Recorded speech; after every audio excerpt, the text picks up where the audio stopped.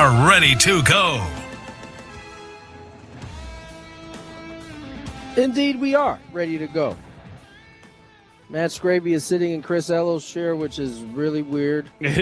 Trust Adam me. Klug is sitting in Matt Skraby's chair, which is also not as weird, because usually Adam has sat in this seat before. Skraby has never sat in this seat, at least while on the show with me. So yeah, when that's I fill in for Braden, I'm in the big chair, so I get to sit here every once in a while. But it is strange to change. Yeah. It's weird how strange it is to change chairs. Like, it shouldn't be this big of a deal, but for whatever reason, it's weird. Who is this? I thought that was Adam Klug. Who is this dude with the hat on in the chair right here? That is Adam Klug. Oh, it is Adam Klug. He's grown a beard now. You got all this facial hair going, dude. You got a hat on. You looking like a b-boy. What you got going, man? Yeah, it's Friday. It's Friday, right? City Connect. Let me ask you a question, Tony. Ooh. I'd love to know what your facial hair shaving schedule looks like. I'm normally a once per week guy. And the last time I shaved, my wife goes, "Man, now you're way too baby faced. I kind of like when you had a little something going." So I said, "Hey, I'll grow it a little bit since you mentioned it." Whoa. What mama wants, mama gets. Is how that goes. trying to stay out of the doghouse. Yeah, no, I hear you, dog. I'm doing the same thing. It depends. So the luxury of working on radio is I can get away with a little bit longer length, right? And so I was in a little bit of a conundrum when we came back from Seattle. I had already shaved my head. It's kind of a whole process, right? And so, like, I had a decision. Like, it's about a week before you start noticing that there's a roof missing, before the beard starts to come in, right? And so I had a decision to make. I had to thug it out through those first 3 games of the Dodgers series because I was going to be on TV, and if I got it cut too early, I wouldn't have made it through the 3 games on TV without it, the roof showing. So, or the roof missing. So I decided to just, I wore that same hat here for 3 days when I could. Obviously, when I go down to field and got to get the scrum, I had to take it off. So I had to just kind of be out there with it. But I got through the 3 days, and today I got a haircut. So I feel pretty good, I must say.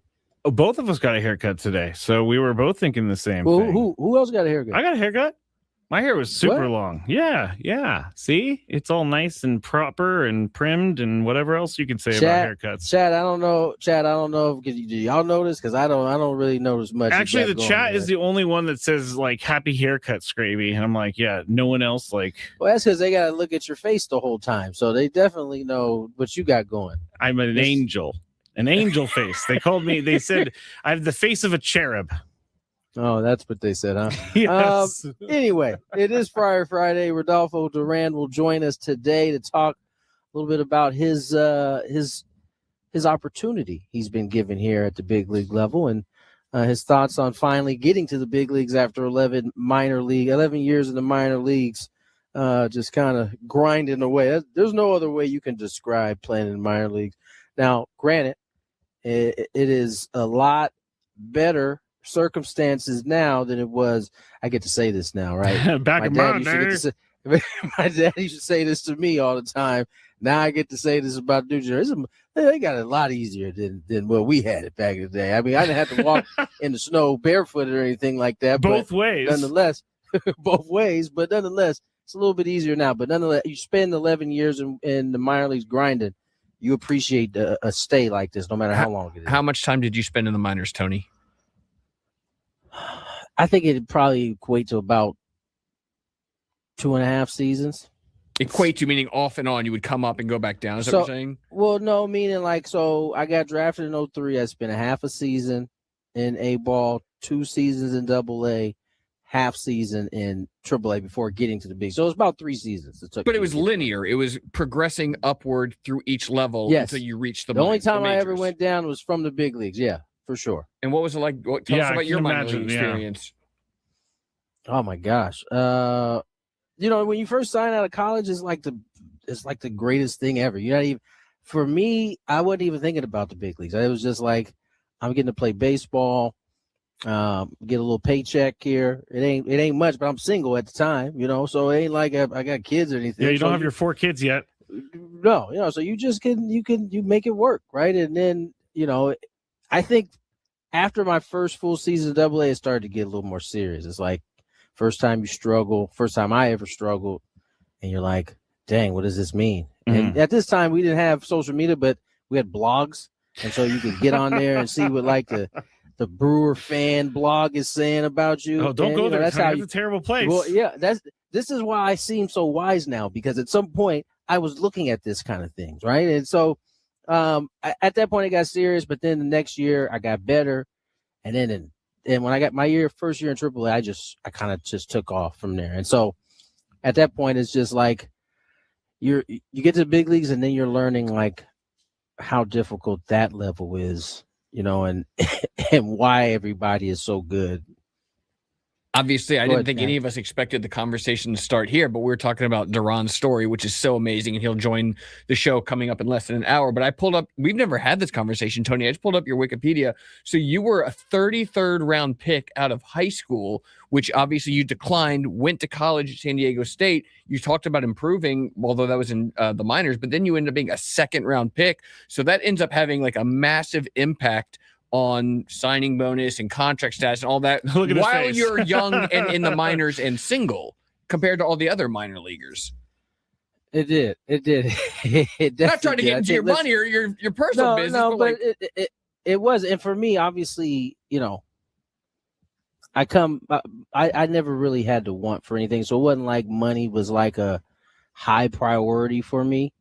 But I did feel a way about being the 1,000th pick in the draft, though. I mean, that's what the 33rd round was. I was the 1,000th pick. So 999 guys, they perceived better than you. They perceived better than me. And part of that was because I think they kind of knew, all teams kind of knew I wasn't out of high school. I wasn't even looking to try to sign. My dad was involved in a lot of those conversations. And I'll never forget, the Brave Scout came in there. And, I don't know if he didn't, I don't know what he was thinking, but he was trying to talk me into like signing, and, they offering me, 4th round money. And it was just like, my dad was like, my son needs to go to school. He's not ready. And I told him that. I told my dad I wasn't ready to go off on my own. Like, I think about it now, and I look at some of the high schoolers that, I played with, that, man, it's a big jump, man. If you ain't ever been by yourself, like off on your own, like it's a huge jump to go from high school where your mom and dad are involved, or maybe it's just one parent, to it being all on you, like, and you have the responsibility. I wasn't mature enough to be on my own at 18, at 17, which would have been at that point. Yeah, it impresses me, like when guys come over here from, the Dominican Republic or other parts of the world, and they come over here and they're young and they're trying to find a way to live an American life. It's just that seems so difficult to me. On top of trying to play a baseball, professional game where you could be going home any minute. At least I could go to the store, get what I wanted. I might suck that day, but I didn't also like have to have someone go to the store with me, get the food for me, be able. It is just so much that goes into guys who come over here from other countries that I don't know that many people can really understand it unless you've had like a teammate or someone that's kind of been through that before. And I'm sure Rodolfo can kind of delve into that, being that he was one of those guys. All right, well. Someone on the chat said that we don't have any sound, so I was looking at Adam, but we just got some not news, I guess, about Jackson Merrill, but Kevin Acee tweeted it out that his ribs are still sore, and they don't think he's going to go on the IL, though. So kind of what Craig Stammen said the other day, but I guess what did Craig say the other day? The same thing, like he's sore. I'm sorry, he said it this morning with Ben Woods, which we will get to. Craig Stammen on Ben Woods a little bit later in the show, but he said this morning his ribs are sore. They don't think that he needs to go on the IL. So I guess no Jace Bowen sightings here at Petco Park today, I don't think. But I mean, how is the lineup going to look tonight when Jackson's out of it? Because you got to find someone to play center field. Well, let's assume that he's out. Let's assume that he's out of the lineup. Why would we assume that? Because they're setting it up, Tony, for them to have him out of the lineup for tonight. They're setting him up for that. Wrong. I hope. Craig Stammen said this morning he expects him to return in the next few days. Okay. Could be today, All though. So you could just say that, Skraby, if that's what he said. Okay. Well, anyway, I want to know what the lineup looks like tonight because Jackson Merrill not going to be in it. Who's playing center field for him? Bryce Johnson? Who do you think he's going to play today? Yes. Okay. Has anybody else played center field yet? Ramon Laureano did for a game. I guess they could try to throw. I don't know if you want to throw Ramon out there, though. I'm just saying. The other thing is they're facing a lefty tonight. Gavin Sheets doesn't face lefties, but he's probably going to have to be in the lineup if Jackson's out. There's so many. There's a can of worms that's open now that Jackson's out of the lineup. Bryce Johnson is a switch hitter, so he can hit right-handed. I'm not worried about that. Where are you? I mean, Gavin may play, he may not. I'm just saying, like, they got options, bro. I mean, Ty France is right-handed. Nick Castellanos is right-handed. You know, they got some options there, player. Just throwing it out there. So you're saying they should not assume that Jackson is out until we see the lineup? That's how I like to do things. You know, I know you like to get on out there a little bit early. I just would like to just wait and see. If he's in there, he's in there. If he's not, then I would expect Bryce to be in there. Well, everybody's enjoying you, Tony, because Nate says, relax, Skraby. Lambo Carl says, LOL, school Skraby, Tony. And then someone, Dee said, check the lineup twice before posting. I think we need to talk to Adam about this. I do. I think we need to talk to Adam about this. Was that a shot at Adam right there? I went last week to announce the lineup on the 97.3 The Fan Twitter, and Miguel Andujar was there twice, and Freddie Fermin was like playing third base or something like that. No, stop it. I think that has happened before. I definitely have seen that before. I'm not faulting you for it, Adam, because you do a kind of sounds like you are. A ton, it but kind of does. Kind of like you threw him under the bus there, buddy. I went on the air with two Miguel Andujars. That's my fault. That's my fault. Did you wait? Time out. No, I go Miguel Andujar DHing, Ty France playing first base, and Miguel Andujar is here twice. So you did say it out loud. I did. I have no idea what you're talking about. Oh, Adam has no idea, Tony. Adam has All right, no idea. let's do this. Let's get the break. Let's hear from Craig Stammen when he was on Ben and Woods this morning. We'll get his take on all of that and some when we return. More Gwynn and Chris.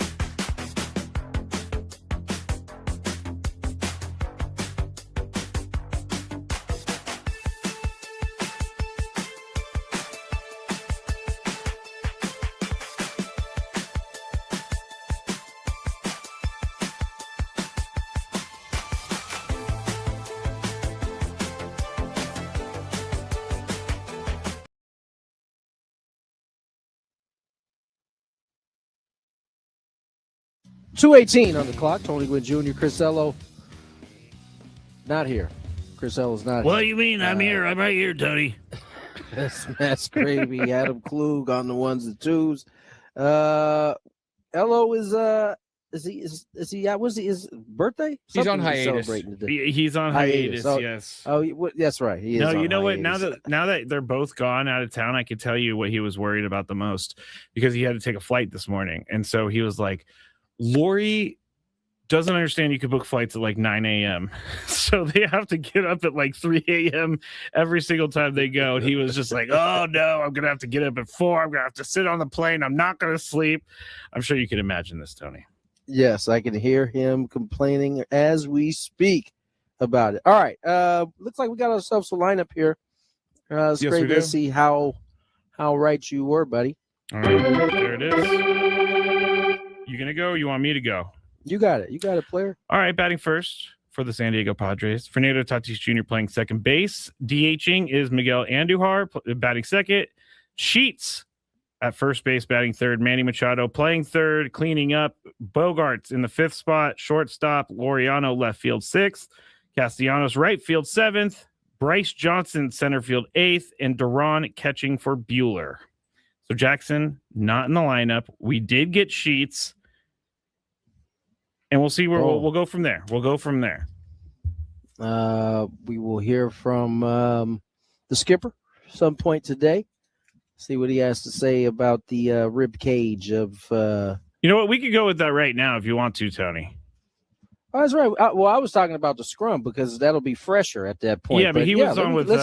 Let's hear from him. He was on our guy Ben and Wood show. Let's hear from him.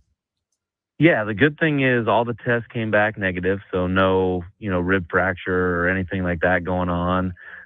He's just still day to day, pretty sore, when it happened, and checked on him yesterday, still pretty sore. So we'll see. It was as good a news as we could have got, based on the medical report. So, he should be back in there, here this week at some point.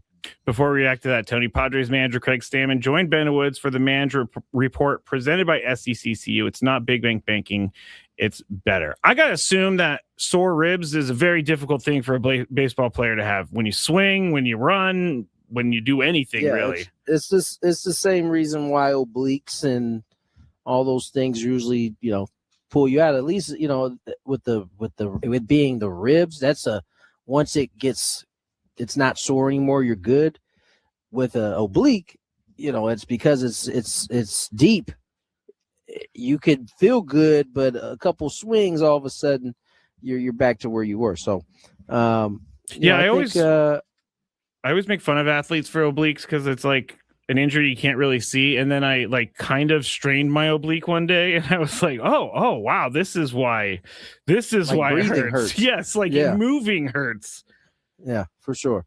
Well, I think let's all keep our fingers crossed that it's nothing crazy. It sounds like he's day to day at this point anyway. So I don't know that it's going to be that long. You can see he tried to swing through it, but the more he kept doing, kind of showing that it was bothering, I was like, they ain't gonna let you stay in this game, bro. If you trying to stay in this, you better stop.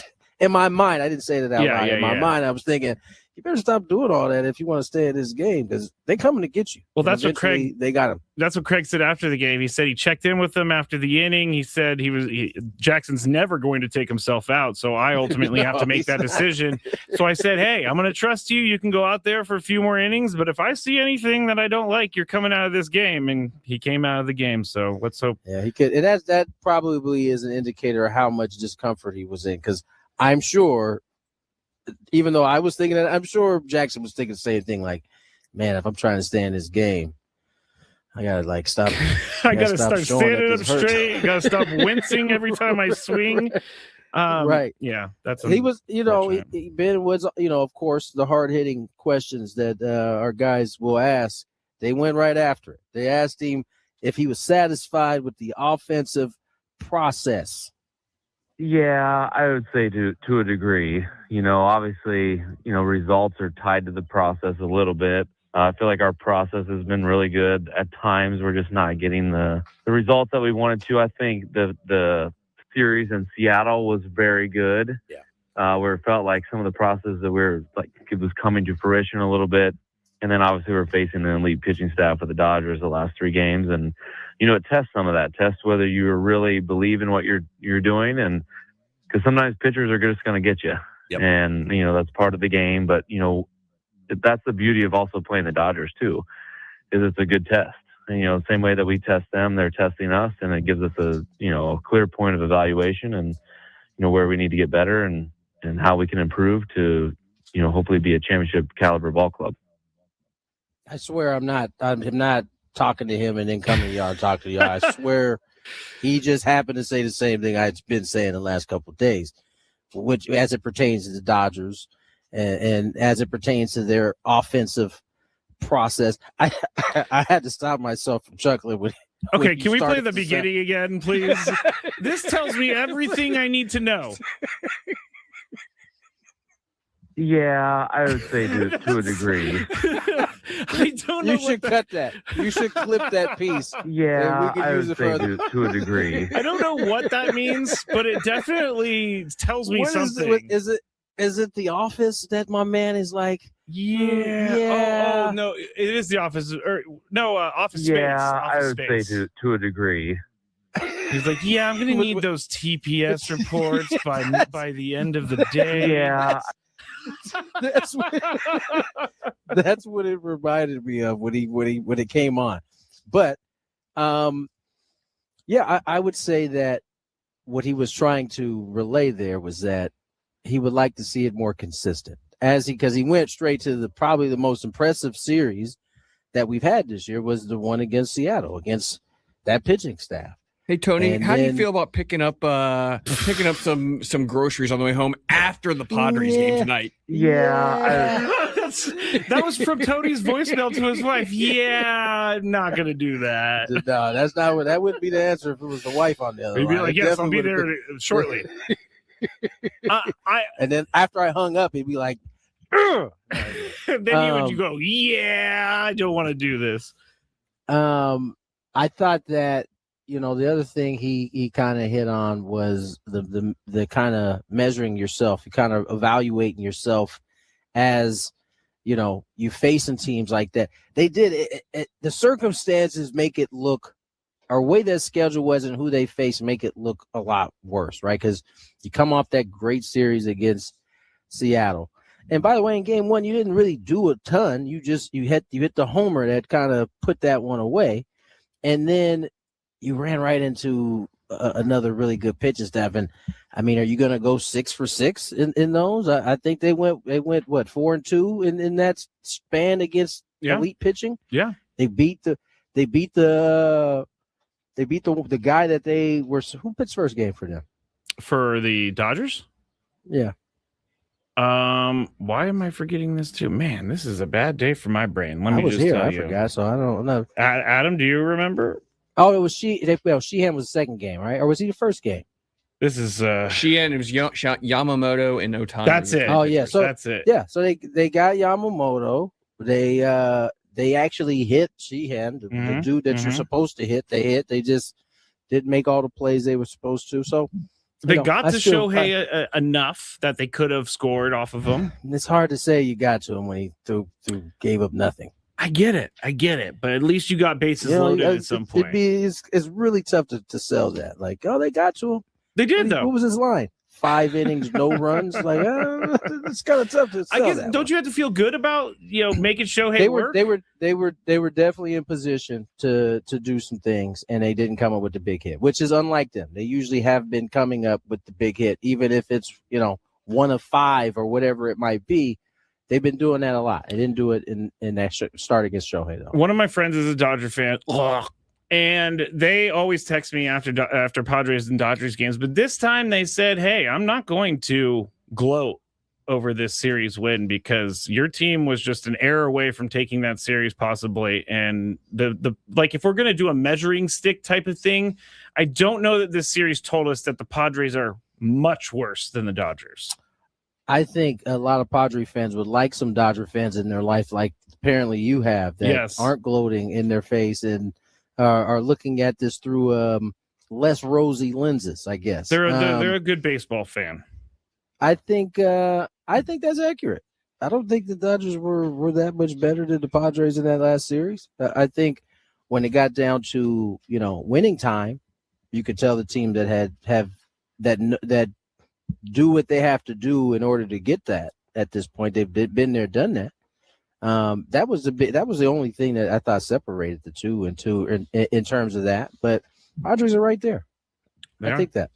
Hey, Craig, I know you're managing a game tonight and you won't get home till 10:30, 11 o'clock. Got another one tomorrow night. But I'm in the mood. Could you go and pick up some bagels tomorrow morning for us and the kids? Yeah. I'm going to be using this a lot. Yeah, it's so good. It's so good. Tony, before we get into the countdown on the other side, I want to ask you about this Dennis Lin article about the Padres possibly looking into Josh Hader and Aroldis Chapman. So we could do that on the other side before the countdown. You got checked there. Adam's in the room. He did. He gave me the. You know what? I complain to Chris all the time. Why can't you get out on time? And look at me. Look at me. You I guess it's the chair. Ain't as easy it as must it be looks. the chair. I guess. Must be the chair. I guess Skraby's not right. Everybody. All right, let's get to the break. On the other side, we got a countdown, and we'll talk a little bit about this Dennis Lin article and get the take on maybe some more bullpen help, which is kind of crazy when you think about it. More Gwynn Chris on the other side.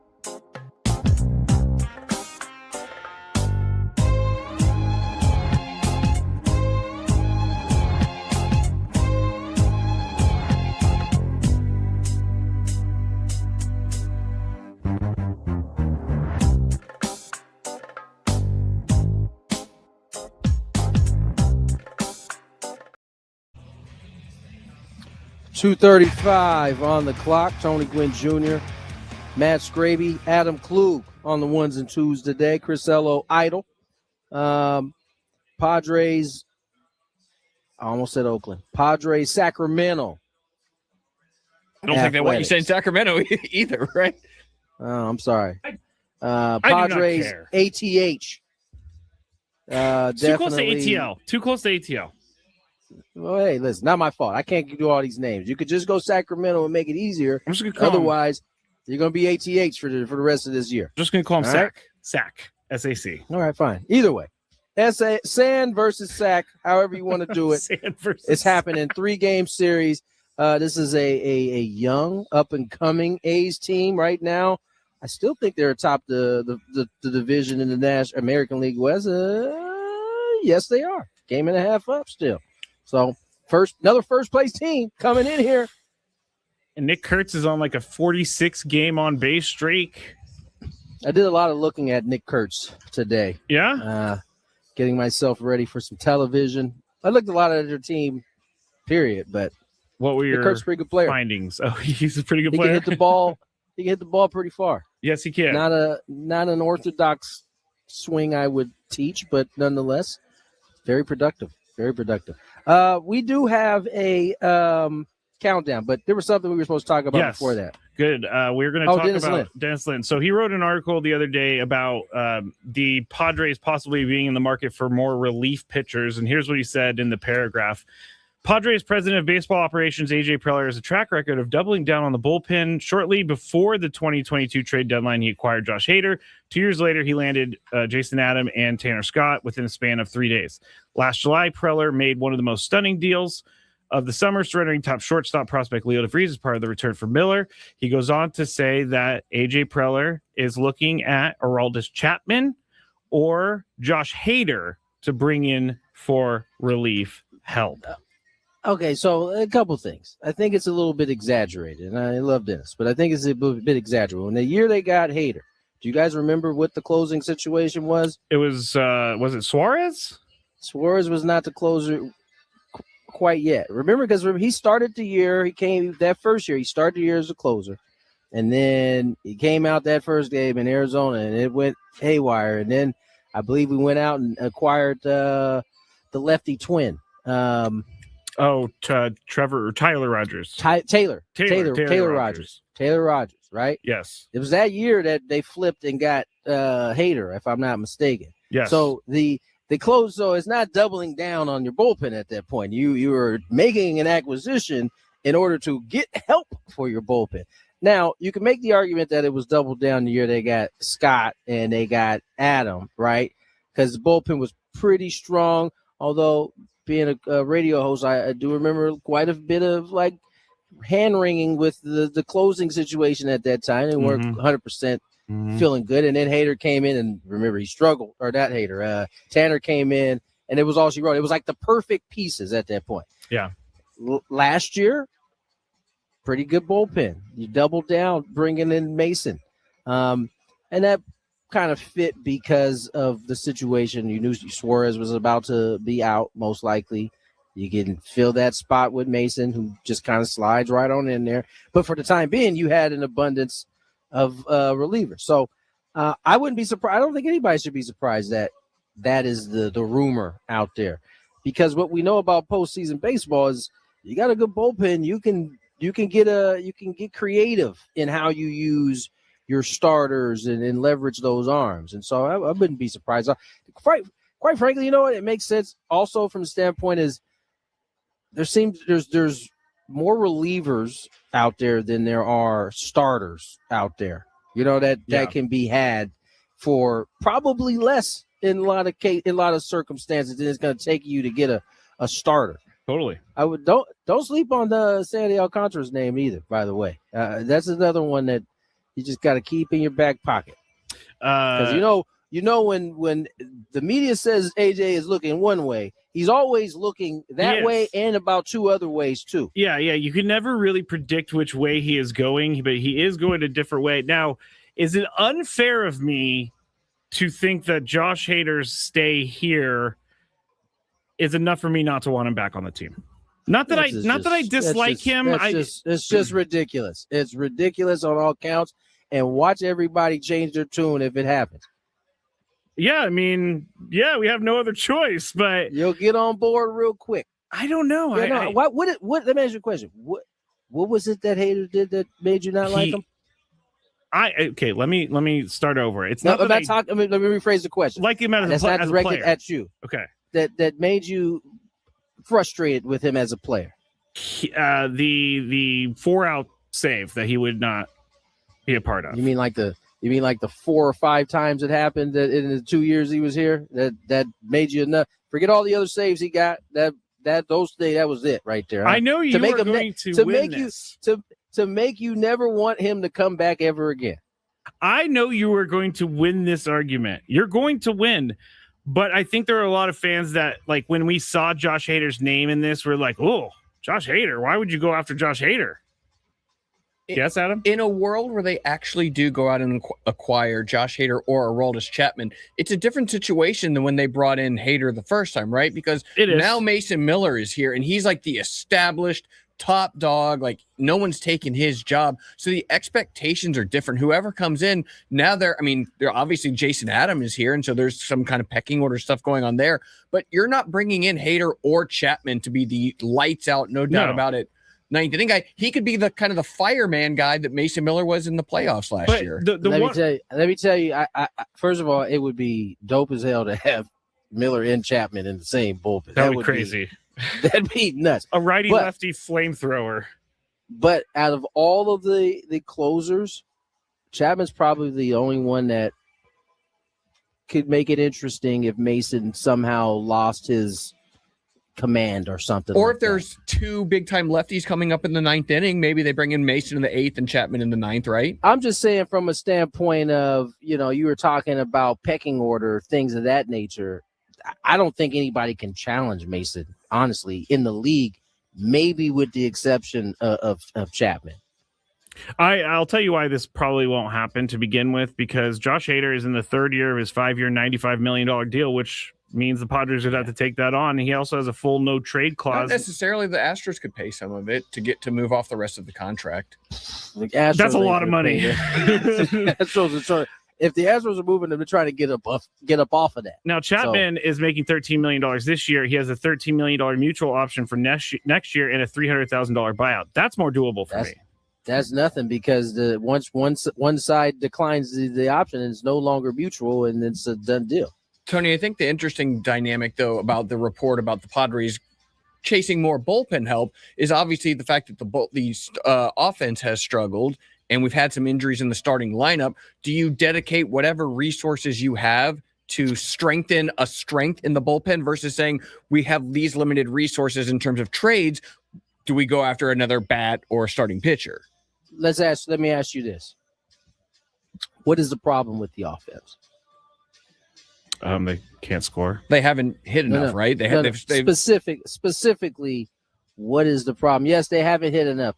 Who hasn't hit enough? Well, that's the thing. If you do go out and acquire a bat, there's really not necessarily a place for them, I would say, because the star players aren't playing up to their capabilities, and the kind of the bats you might think you'd want to upgrade or replace coming into the season, those guys are performing.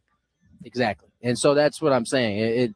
There really isn't a place for a bat. Don't get me wrong. If there is a bat out there that AJ can figure out a way, I'm sure he will explore it. But just looking at the roster as it is right now, your issue isn't the ancillary pieces. It aren't the pieces that kind of fit around the outside of it, right? That keep the inner part going, right?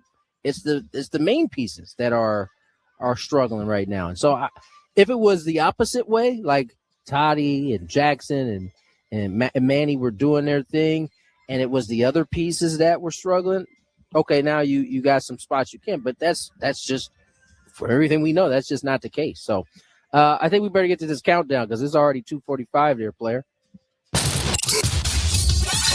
It's now time for Gwynn and Chris to rank their top 5 of the day. Gonna grip and rip as usual. But this isn't just a regular top 5 list. I love it. It sounds sadistic, but I love it. This is the countdown. And it starts right now on 97.3 The Fan. Yes, indeed. It's Friday. It's Friar Friday. It also means it's countdown day. And we're going to move away from sports. Chris is not here, who seemingly always wants to do sports. He does. We're going to jump away from sports and do a little nostalgia here for our countdown. Top 5 things we miss from the 90s. Yes.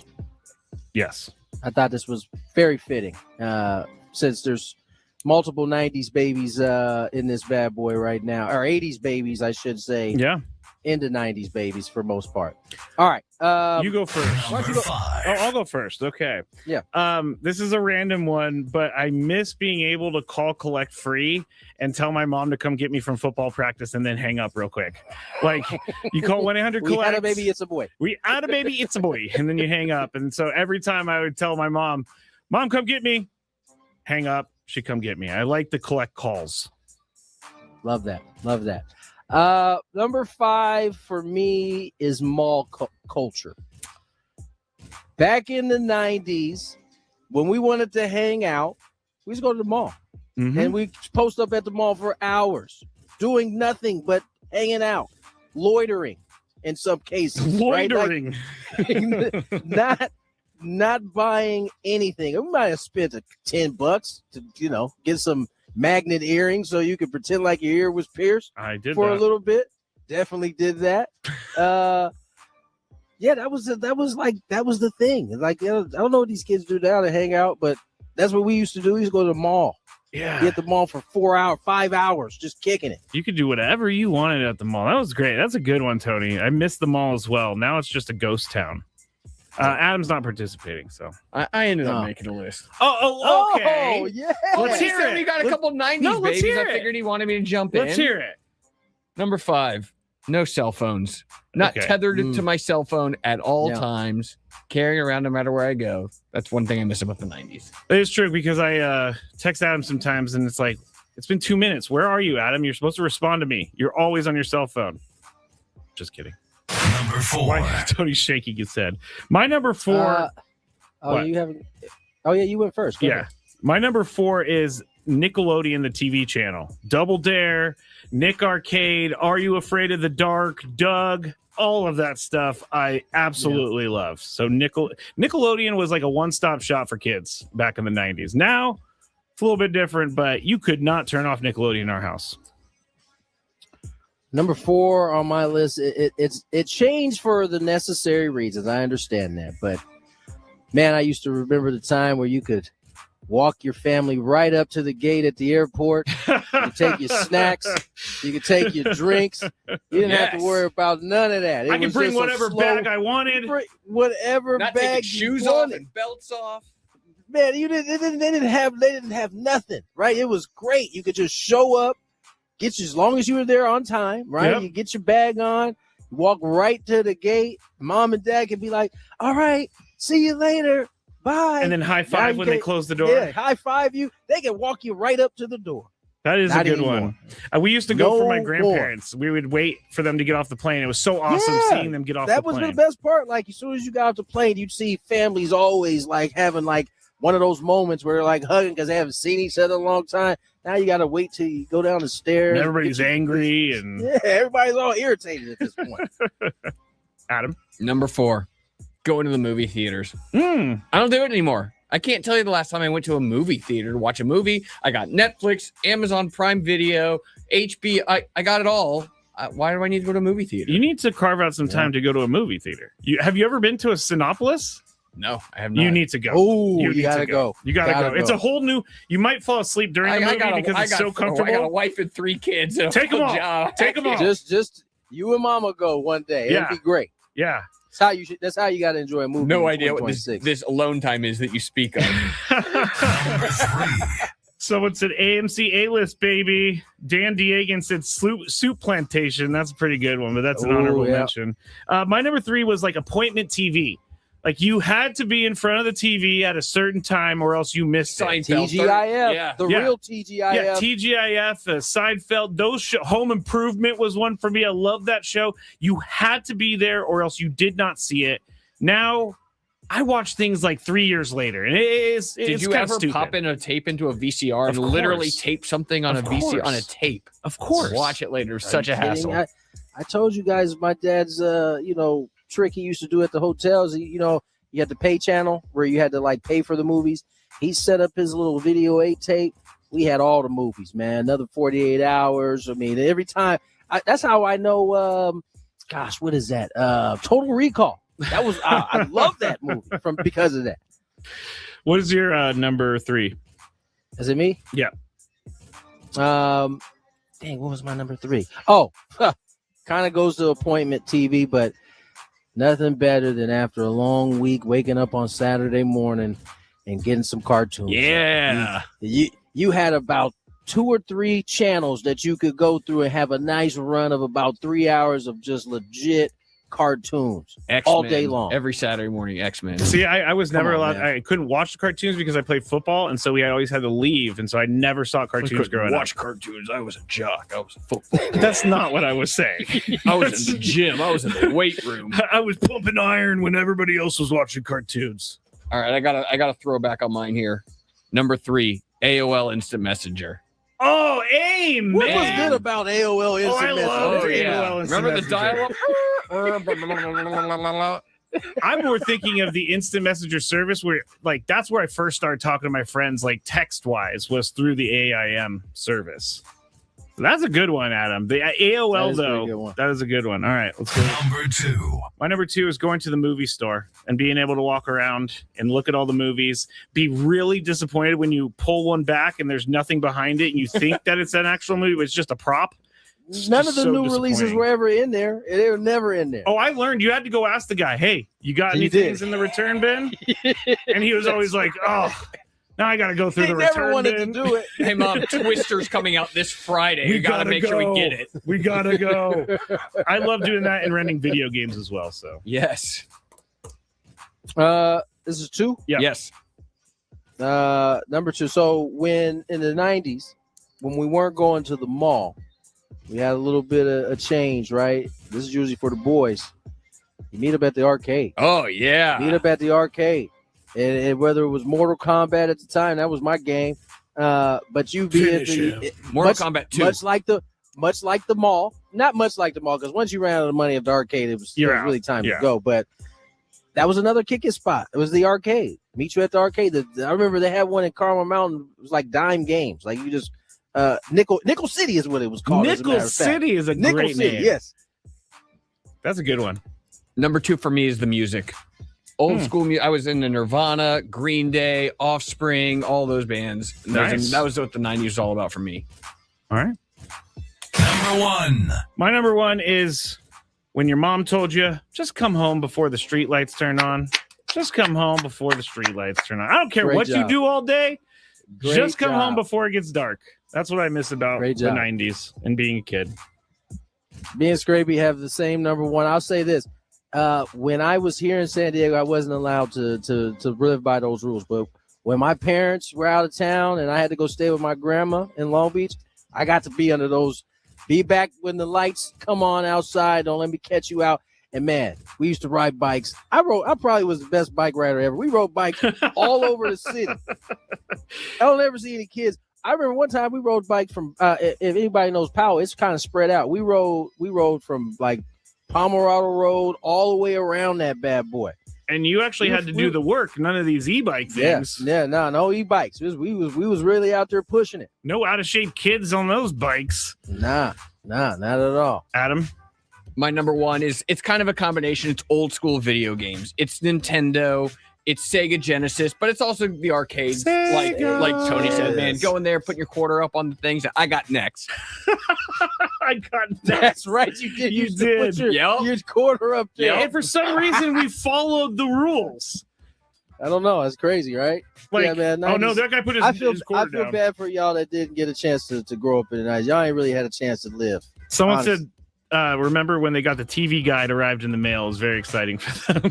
TV guide. I had picked up on like the TV. My dad was a channel surfer, so we didn't need no guide. He was He was the actual was the TV guy. Chris Ello thrived in that time period. I know we're about to go, but I loved watching that TV guy go up and wait for my channel so I would see what's on. Anyway, that's it for the countdown. When we get back, Rodolfo Duran, Padres catcher, will join us here on Gwynn and Chris 97.3 The Fan. Hey, it's Skraby.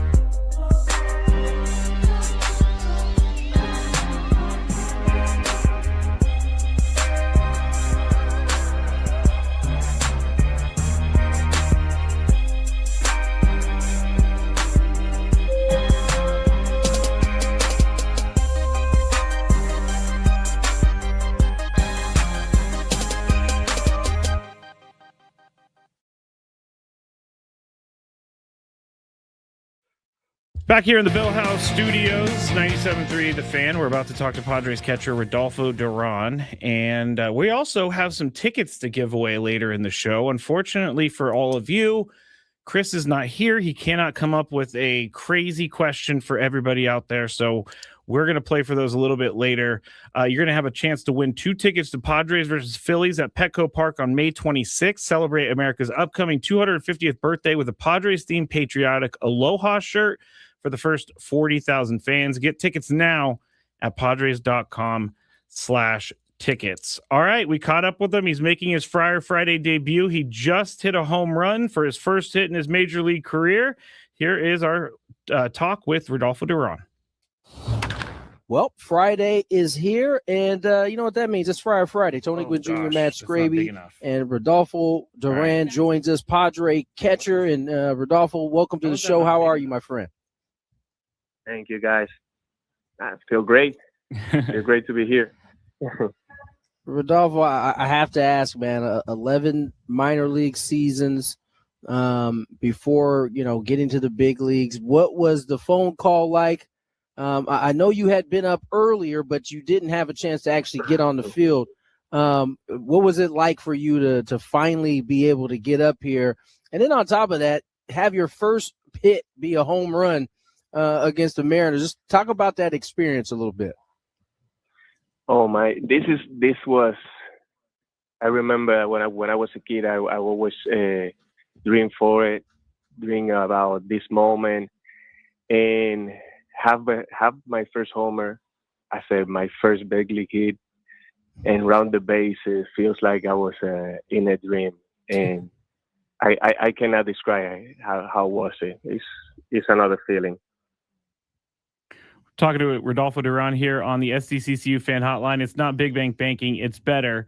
And I have to bring it up, because you had your first major league hit be a home run. You also got something that many guys in Major League Baseball have had happen to them. Julio Rodriguez robbed a home run, your home run. So what was that like? Feels different. Like that was gonna be my second homer. That was gonna be awesome, but man, he's a good outfielder. He regs over there. So I wasn't at the moment. I was like, oh my, what was that? But it happened. It happens. It definitely happens at the big league level, especially with an outfielder like Julio Rodriguez. Rodolfo Duran joins us, and Rodolfo, you've been able to come in and kind of fill a void, right? Campusano goes down. You and Fermina have kind of been alternating a little bit. Just talk about having to adapt and kind of just jump right in. You didn't have really much of an opportunity to kind of ease into it, and you kind of hit the ground running. Just talk a little bit about that. I think the biggest key is communicating how with the pitcher, how they want to work, what is their go-to, and after every inning have that conversation on how he want to work every hitter. I think that's one of the key for success. Talking to Rodolfo Duran here on Friar Friday, 97.3 The Fan. And branching off that a little bit, I was reading about Michael King the other day saying that you were an awesome catcher for him and he loved throwing to you. So as a catcher coming into the middle of a season, how was it to quickly build that trust and get into sync with the pitching staff? I remember I worked with him in spring training, and I have some feel on how he likes to work, and then have my debut with him in the mound. It was fun. Like I said before, the communication was everything. He always talking about how he started a batter and how he likes to finish it, and man, he got nasty stuff. So it makes my work easier. Rodolfo Duran joins us here, Padre catcher on Friar Friday. And Rodolfo, you've had the unique experience to really have the ABS system from the very beginning, and it's evolved to where it is now. What are your thoughts on how it's being used at the big league level? It's clear that the guys who have had experience in the minor league are the ones that are typically, or they at least seem to be, a little bit more comfortable with it. Yeah, you said it. Like I spent a couple of years in AAA since 23 that they put the ABS. So I just need to have a feeling. Sometimes if I'm expecting away and they miss inside, have a feel of how is the strike zone is, and trusting my eyes has been like the biggest key. I think been working these couple years with it, are helping me right now. Real quick follow up. For you, when you're back there, is the ball down or the ball up the hardest to kind of gauge where the zone is if you're going to challenge? Yeah, those are the ones. Another thing that you need to know the hitter, like how tall is he, because the strike zone is right. Sometimes it's different when it's a short guy or if it's a tall guy, and have that on my mind, and on whatever pitch I call, be like, have a knowledge of how the strike zone is going to be. Yeah. Talking to Rodolfo Duran here, Padres catcher, Friar Friday. And I have to go back because I love stories like yours. Tony mentioned it, 11 years in the minor leagues. I got to know what kept you going. What motivated you to keep going, knowing that your dream was still out there? Because I think people don't understand how much you had to sacrifice to get to this point. So how did you do it? I think there is two things that I think have been the key through my career. One is my family, and the second one that I love this game. When I was a kid, I have dreams about this. Like, I want to be here, and I know it's tough. It's 11 years. Like, you have up and downs. Sometimes you think that, I don't know if I'm done, but have like that strong mental is key right now. Like, to go through all of those years and finally have the opportunity. I thank God for this. Rodolfo, you talked a little bit about kind of getting to know your pitchers and being able to communicate it. Take us through what it's like when, whether it's Michael King or Walker Buehler, might go into a rough spell where they're having a hard time commanding the pitch or finding the zone, and you go out to have a conversation. What is the thing that you're trying to accomplish when you get out there and you're trying to talk to one of the pitchers struggling a little bit? I just want to have a breather, try him to refocus, and bring him the confidence back, and go to his train right away, so we can get out of whatever it is, if it's a jam or if it's a whatever. I try to get the confidence back and trust on my guy every time, every pitch, and I think that's the best thing. We're talking to Rodolfo Duran here on Friar Friday. Thank you so much for your time, Rodolfo. This is the last one from me, but Petco Park is known as one of the best parks, if not the best park in baseball. What has it been like for you? Thank God I made my debut right here in Petco. This is amazing. This is another atmosphere. Thank you so much to Rodolfo Duran for joining us on Friar Friday. And I appreciate guys like Rodolfo Duran, someone who really, really, really fights to get to the major league level. And I'm happy that he got a home run. I hope that he gets a good amount of time at the major league level. I'm looking at his minor league career, and he's gone in 2015. He was with the Gulf Coast League. Then he went to the New York, Pennsylvania League. And then he went to Lakewood, which is another league. And then he went to Clearwater, which is the Florida League, the South Atlantic League.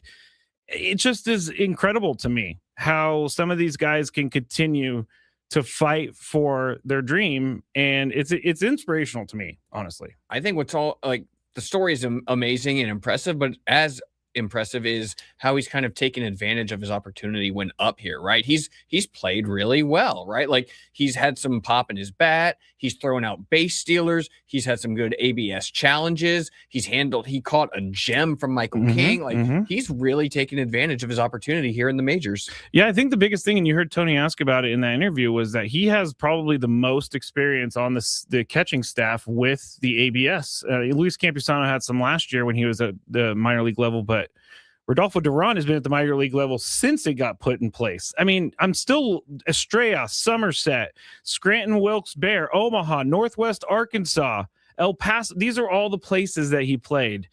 And that's just, it is, again, inspirational for me. All right. This is Gwynn and Chris. I'm filling in for Chris Ello. He is going to be back on Tuesday. We do not have a show on Monday due to Memorial Day. Phillies are going to be in town that day, so we will have some live sports here on 97.3 The Fan. Still to come, we have the Big Five. We're going to do that at 4:40.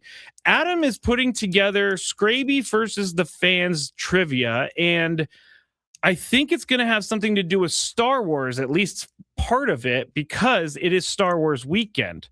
And if you didn't know that, the Padres are celebrating Star Wars weekend. I got to know, does Star Wars pay all of these teams to promote their brand across the league? Because it seems pretty crazy that all teams do this. I wouldn't think that they pay for it. They're benefiting from the promotion. No, I'm get sure that. A lot of people are going back and watching the movies. Of course. But like, why did Star Wars why is there not a Jurassic Park night?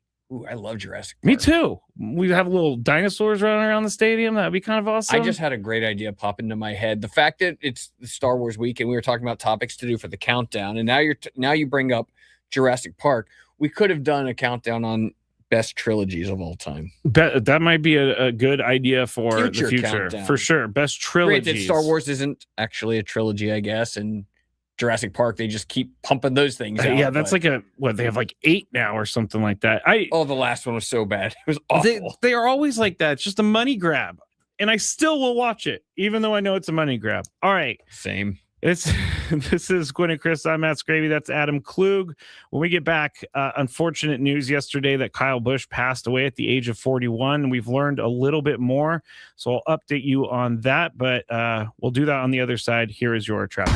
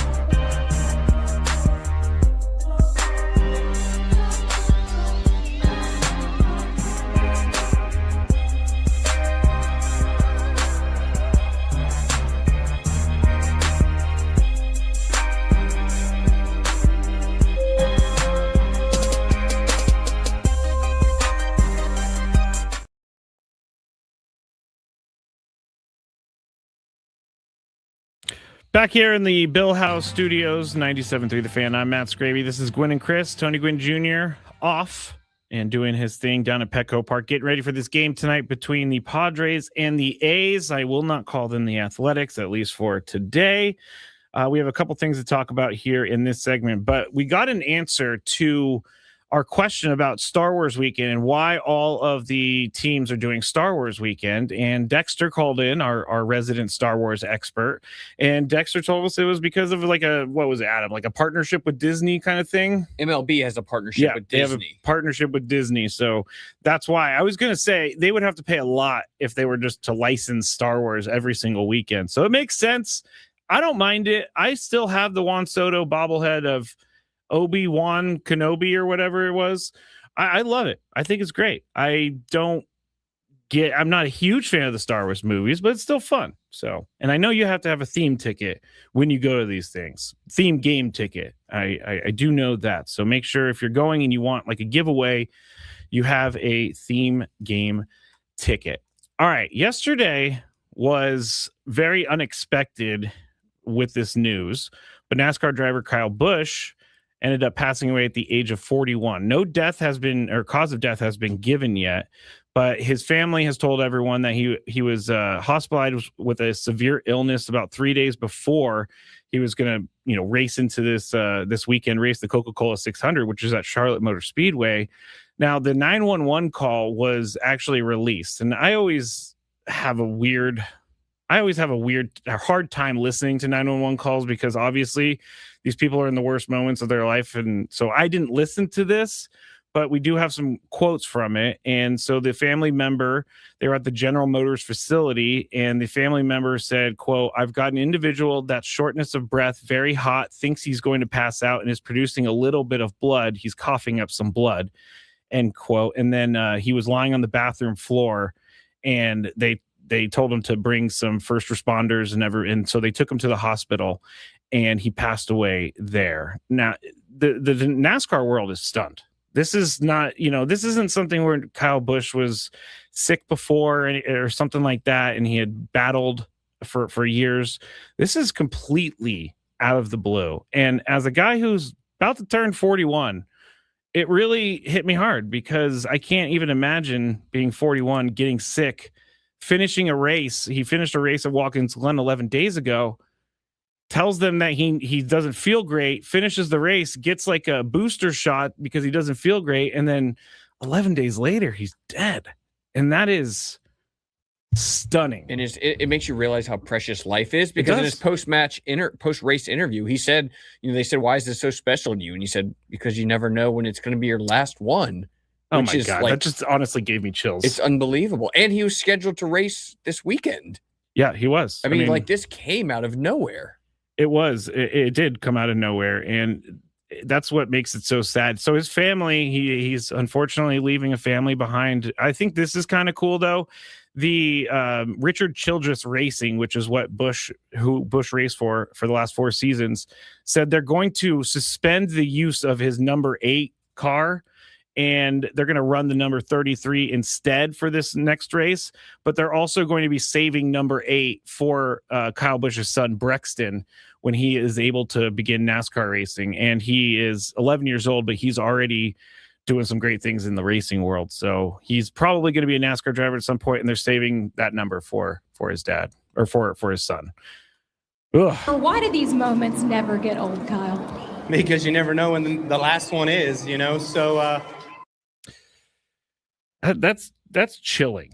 That's chilling. And even though it wasn't, it was just he was sick. It's not something that I'm having an easy time thinking about right now. So rest in peace, Kyle Busch. Thoughts go out to your family and all of the NASCAR people out there, because some of these drivers were very close to him. They were good friends with him, and they are not having an easy time as well. All right. Not easy to move away from that, but we're going to move into a couple baseball news and notes. And if you were paying attention to anything with the Yankees, the Garrett Cole their ace from the last couple of years, and he'd missed last year because of a Tommy John surgery. So he's built his way back up. He's going to be making his debut tonight for the Yankees. It will be the first time he started a game in 569 days. And the last time he started a game, do you know when the last time he started a game was, Adam? Did he make a single start last year? That's what's going through my mind. So then if not, was it like game 6 of the World Series? Game 5. Game 5? When he didn't cover first base. That was his last, because he went through the offseason. He said his arm was sore, and then they realized that he needed Tommy John surgery. You know what the other crazy thing is about Garrett Cole is, do you remember he had an opt-out clause in his contract? Yes, he did. And Scott Boras is his agent, who's obviously everyone knows how he deals with his players.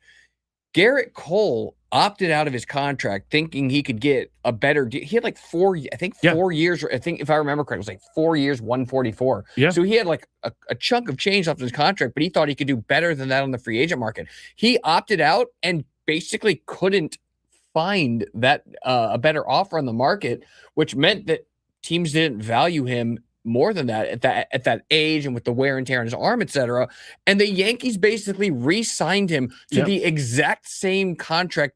It basically like erased had he not opted out. It was like here's a 4-year 144. Like the Yankees could have walked away from Garrett Cole and said you opted out, and like they could have foregone all that risk. They signed him to that contract, and then he never even threw a pitch last year because of Tommy John. That's a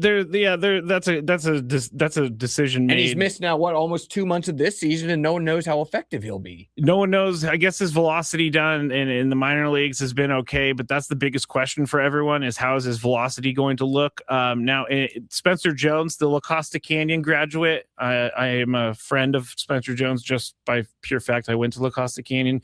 He and KOC all hanging out, right? And Mickey Moniak. Oh yeah, and Mickey Moniak. You know, I told Chris La Costa Canyon, just a professional sports powerhouse, huh? I told Chris that I've been quickly moved off the Mount Rushmore of La Costa Canyon. I mean, hey, the fact that you made it though, right? I don't know that I made it. I'm going to assume that I made it. I mean, I graduated with a guy named Craig Kessler, who is now the LPGA commissioner.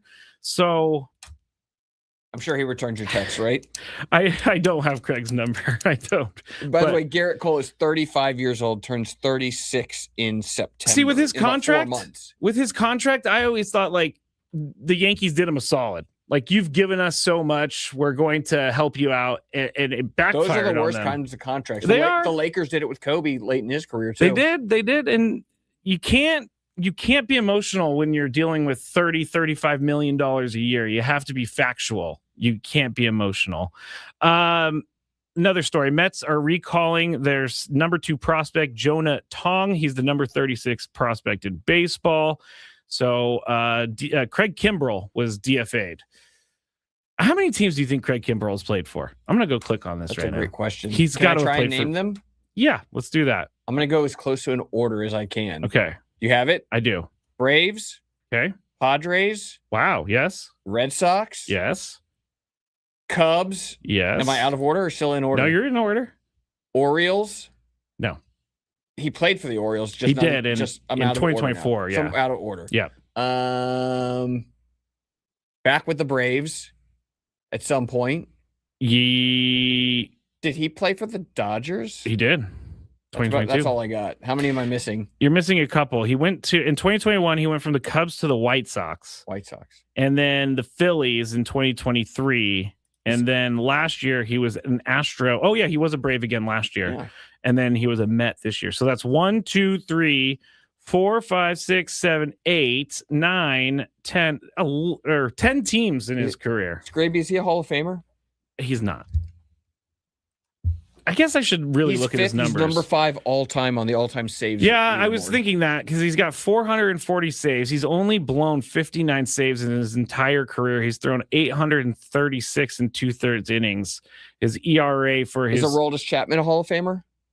You know what? I'm going to change my mind. I'm not saying he's a first ballot Hall of Famer, but I do think Craig Kimbrell should be in the Hall of Fame when you save 440 games. Kimbrell has 18 more saves than Billy Wagner, who just made the Hall of Fame. And he has 61 more saves than Aroldis Chapman, who's still playing. Yeah. Still getting saves. But Guys who you might consider 61 saves would be hard to catch him unless he played another couple of years. Chapman. But I mean, Billy Wagner just got in the Hall of Fame. He's got more saves than Dennis Eckersley. Now Eckersley was a starter for part of his career. You know what? I dismissed Craig Kimbrell too easy there for a second when you asked me originally, because I mean, blowing less than 60 games in your entire career is pretty darn good. 440 on saves. He's a Hall of Famer. And Aroldis Chapman's probably a Hall of Famer too once he. I mean, he's already up there to begin with. 61 saves behind Craig Kimbrell. Craig Kimbrell, though, although moving a lot stinks. It's kind of the life. Just getting to play baseball for your entire young adult life, I guess. Did you like him when he was with the Braves? I mean, growing up in Atlanta as a Braves fan, when he came up, he was a phenom. I mean, he was the guy with the arm, and the way that Padres fans feel about Mason Miller right now is how Braves fans felt about Craig Kimbrell early in his career. He was absolutely untouchable, but he also had the intimidation factor because of how he leaned over with his arm like this. I mean, he was untouchable. And then there's all Braves fans will have this. There's a lasting image just seared into our brain of a Braves Dodgers playoff series when Craig Kimbrell was warmed up. He was ready to go in the bullpen, come in late in the game.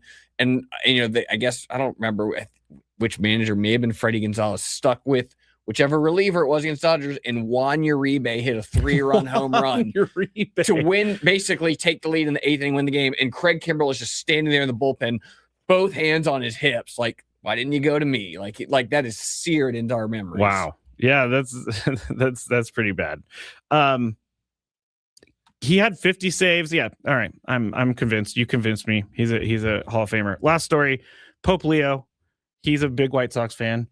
And I guess Paul Konerko autographed a jersey for him, and it finally made its way to the Vatican.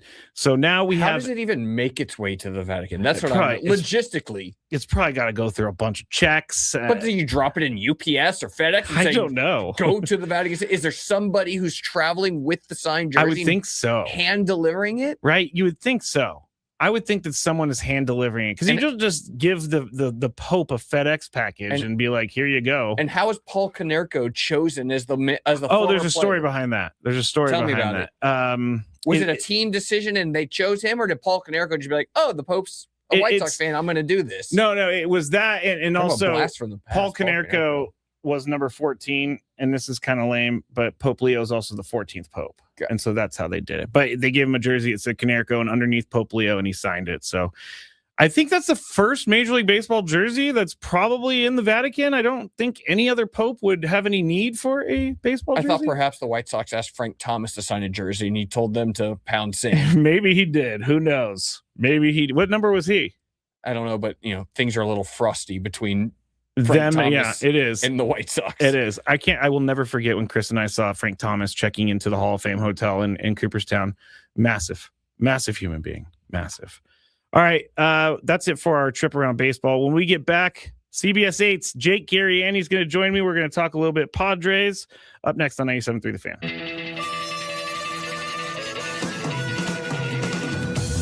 All right, so here's what happened. I was at the corner, and I'm going to call out the streets because who cares? It was Claremont Mesa Drive and Ruffin Road, which is pretty close to our radio station here. Yeah. I had to run over and pick up a little cash from the bank. That was simple, trip before I came into work. And I'm on Ruffin Road, coming up to Claremont Mesa Boulevard. Ruffin Road can be a little rough sometimes. They could pave that. It wouldn't hurt. Yeah, it wouldn't hurt. They can't call it paved road. I know that. Wait, your issue isn't the potholes in the road? I'm used to that. So we come up on Claremont Mesa, and we're at the stoplight. I'm in the left-hand turn lane to turn left on Claremont Mesa. I'm the third car back. And there's 2 left turn lanes. There's 3 cars in line here. And then the going straight is also red. And that is backed up, each of the lanes. So that I've got cars on my right. I've got cars on my left. I got 2 in front of me. I got people behind me. No big deal. Light cycles through. And our turn doesn't come. Oh, no. So the cross traffic gets to go again. And then the people coming across in our direction, they get to go again. And then for a second time, they skip our turn. Well, that's what I thought. So now... Actually, you're not going anywhere. You're stuck. Right, you're stuck. You're not going anywhere. And my first thought, of course, as a good scout or, athlete, is to look around. Is there any way out? Can I back up? Can I, I'll do anything.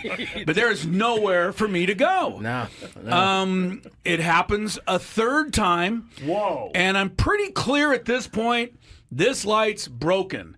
And I'm starting to think, how are we going to get out of this? Am I going to have to call, the police to come and fix it? No one's going to know it's broken. 911 emergency response. Yeah. Emergency. Ruffin Road in Claremont. The light is stuck. The light is stuck. And so this is 5 minutes probably, but you can imagine 5 minutes. No, that's a long time, right? Time. Well, when it comes to the fourth time, I finally start just leaning on my horn. Oh, I'm trying to get... What are the people in front of you going to do? Well, because there was a moment, right, after the traffic comes this way, it paused. You want them to run the light. You could at least a couple people could run the light. We could get this going here. You want them to run the light. I did. Break the law. Well, they had to. Otherwise, we'd still be there. Anyway, so this is going on. So I'm starting leaning on my horn. The lady next to me looks at me like, what the hell are you doing? Good for her. Good for her. And good for her. Yeah. I'm like, ma'am, kidding. Are you just clueless? Were you going to sit here the rest of your life? She has faith that the light's going to turn eventually. Evidently so. If it had gone again, the guy next to me on this side rolled down his passenger window. That starts to go down. I think he's going to be mad. And he's like, what? And I'm like, I'm pretty sure the light's broken. Like, how do you not know this? We've all been sitting here for 6-7 minutes now. The two cars at the very front of the left turn lane are not budging. So they apparently are content to sit there for as long as it need be. They also have faith that the light is going to turn. But I have no faith. What gives them that faith? Yeah, but what gave them the faith? I mean, it had cycled through 4 times now. The 5th time, I was going to just have to get out of my car and walk up to that and go, will you please do something? Or get, and if you don't, and I would have, something. You know what I would have said? If you don't want to run the light, just get out of my way so I can run the light. I'm not sitting here the rest of the day. And finally, on the 5th time, the first 2 people ran the light, and the next person was able to get half. You know what I mean? And after a couple more cycles through, I got out of there. But I don't know. Did the light ever start working? I don't know. If you're at Claremont Mason Ruffin Road, you might still be there. I don't know. This was 45 minutes ago or so. Wow. So my question to you is, how differently would you have handled this than I did? And I'll start with you, Tony. Would there have been any difference, or do you know? I don't know if I would have laid on my horn. You would have just never laid on it. I think I might have maybe rolled down the window, see if I could talk to somebody, see what else. See if anybody else was in on it? I don't think I would have laid on my horn because, listen, what you're asking is for them to, which may not be easy for everybody, and that is the timing between when because they're waiting for their light to turn. Yes, right? they were waiting for the light's not going to turn. But that also then requires them to guess the exact kind of when the timing of when they can go. And yeah, well, you know what? Figure it out. I think a lot of people wouldn't be comfortable with running the light, with even under these circumstances. Well, I think, not when there's other cars that could actually hit them. Okay, I think you are right. And the reason I think you're right is because of the 40 to 50 cars that were now piled up in my area behind me and around me. I was the only one honking. Right, and then nobody else thought to do this. All right, so here's what happened. I was at the corner, and I'm going to call out the streets because who cares? It was Claremont Mesa Drive and Ruffin Road, which is pretty close to our radio station here. Yep. I had to run over and pick up a little cash from the bank. That was simple, trip before I came into work. And I'm on...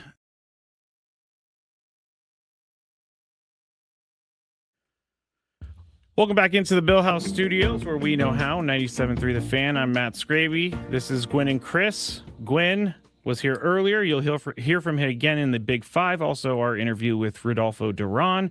Chris will be back on Tuesday. No shows on Monday. If you love Mediterranean food, try Spiro's for authentic Mediterranean cuisine in Coronado or La Jolla. For dining or takeout options, visit spiroscuisine.com. All right, we're going to get your traffic report, and then on the other side of that, CBS8's Jake Gariani. From the 855 Get Ross Traffic Center. Injured? Demand justice. Demand Jurowitz. 855GetRoss.com. Heads up for a fire being handled on the northbound 5 near the exchange with the 15. The southbound 5 is slow from the 52. You'll be heavy in spots through downtown all the way to Chula Vista. I'm John Yeazel, Odyssey San Diego Traffic. This game day traffic report is brought to you by Crystal Geyser Alpine Spring Water. What makes Crystal Geyser Alpine Spring Water different? We always bottle our Alpine Spring Water less than 1.5 miles from the spring source, and all our bottles are made with 50% recycled plastic from our own recycling plants. Crystal Geyser, bottled at the spring source. Jake Gariani joins us on the 97 or the SDCCU fan hotline. It's not big bank banking, it's better. Jake, hello. How are you today?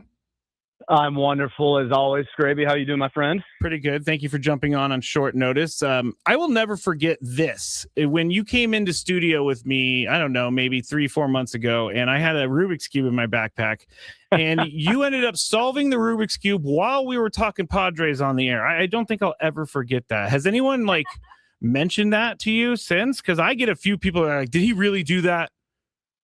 I haven't had anyone mention it to me. I have about 3 talents in this world, and that's one of them. So I used up my one talent on your show, unfortunately. So I think that trick's been done for everybody that actually knows me. They know that I've done that trick before, unfortunately. Well, it impressed me. Good. I'm glad.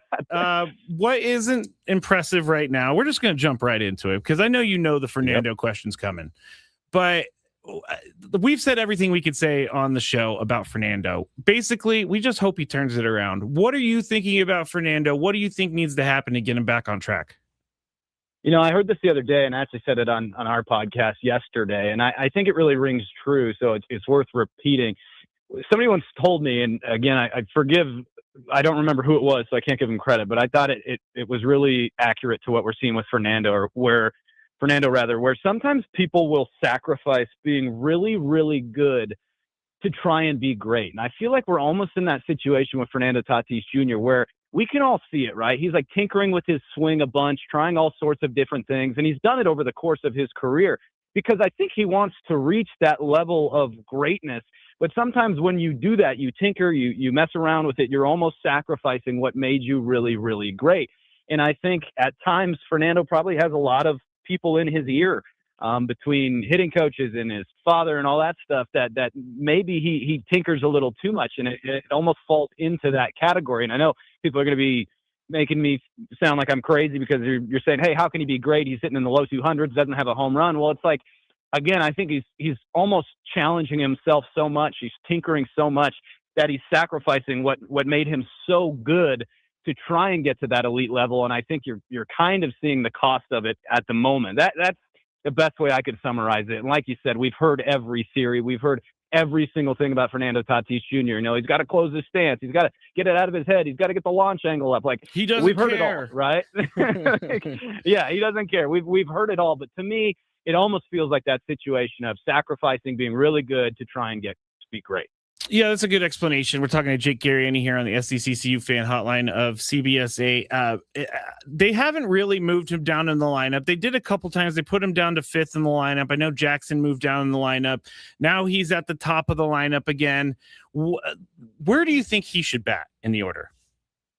This might not be a sexy answer, but I don't know if it matters, to be completely honest. When you're talking about at least the struggles he's going through, whether he's hitting 1, 3, 6, 9, I really don't think it's going to change his approach too much, at least with what I feel like we're watching him go through. So whether he is hitting, 1st or 3rd or 5th or 7th, I don't think you're going to see a different approach from Fernando Tatis Jr. based on where he's at in the lineup.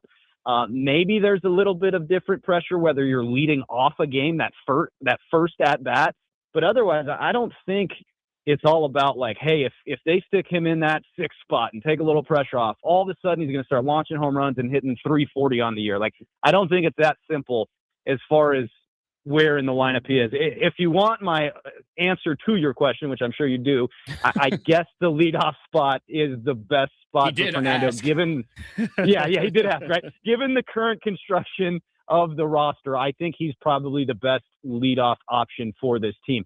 But I think more importantly, it really doesn't matter as far as trying to break out of the struggles where he's hitting in that lineup, in my personal opinion.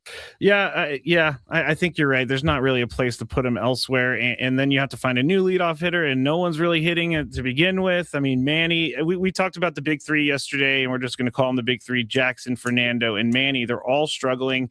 I said that I'm not worried about Manny because it seems like Manny always gets his numbers no matter where he's at in the season.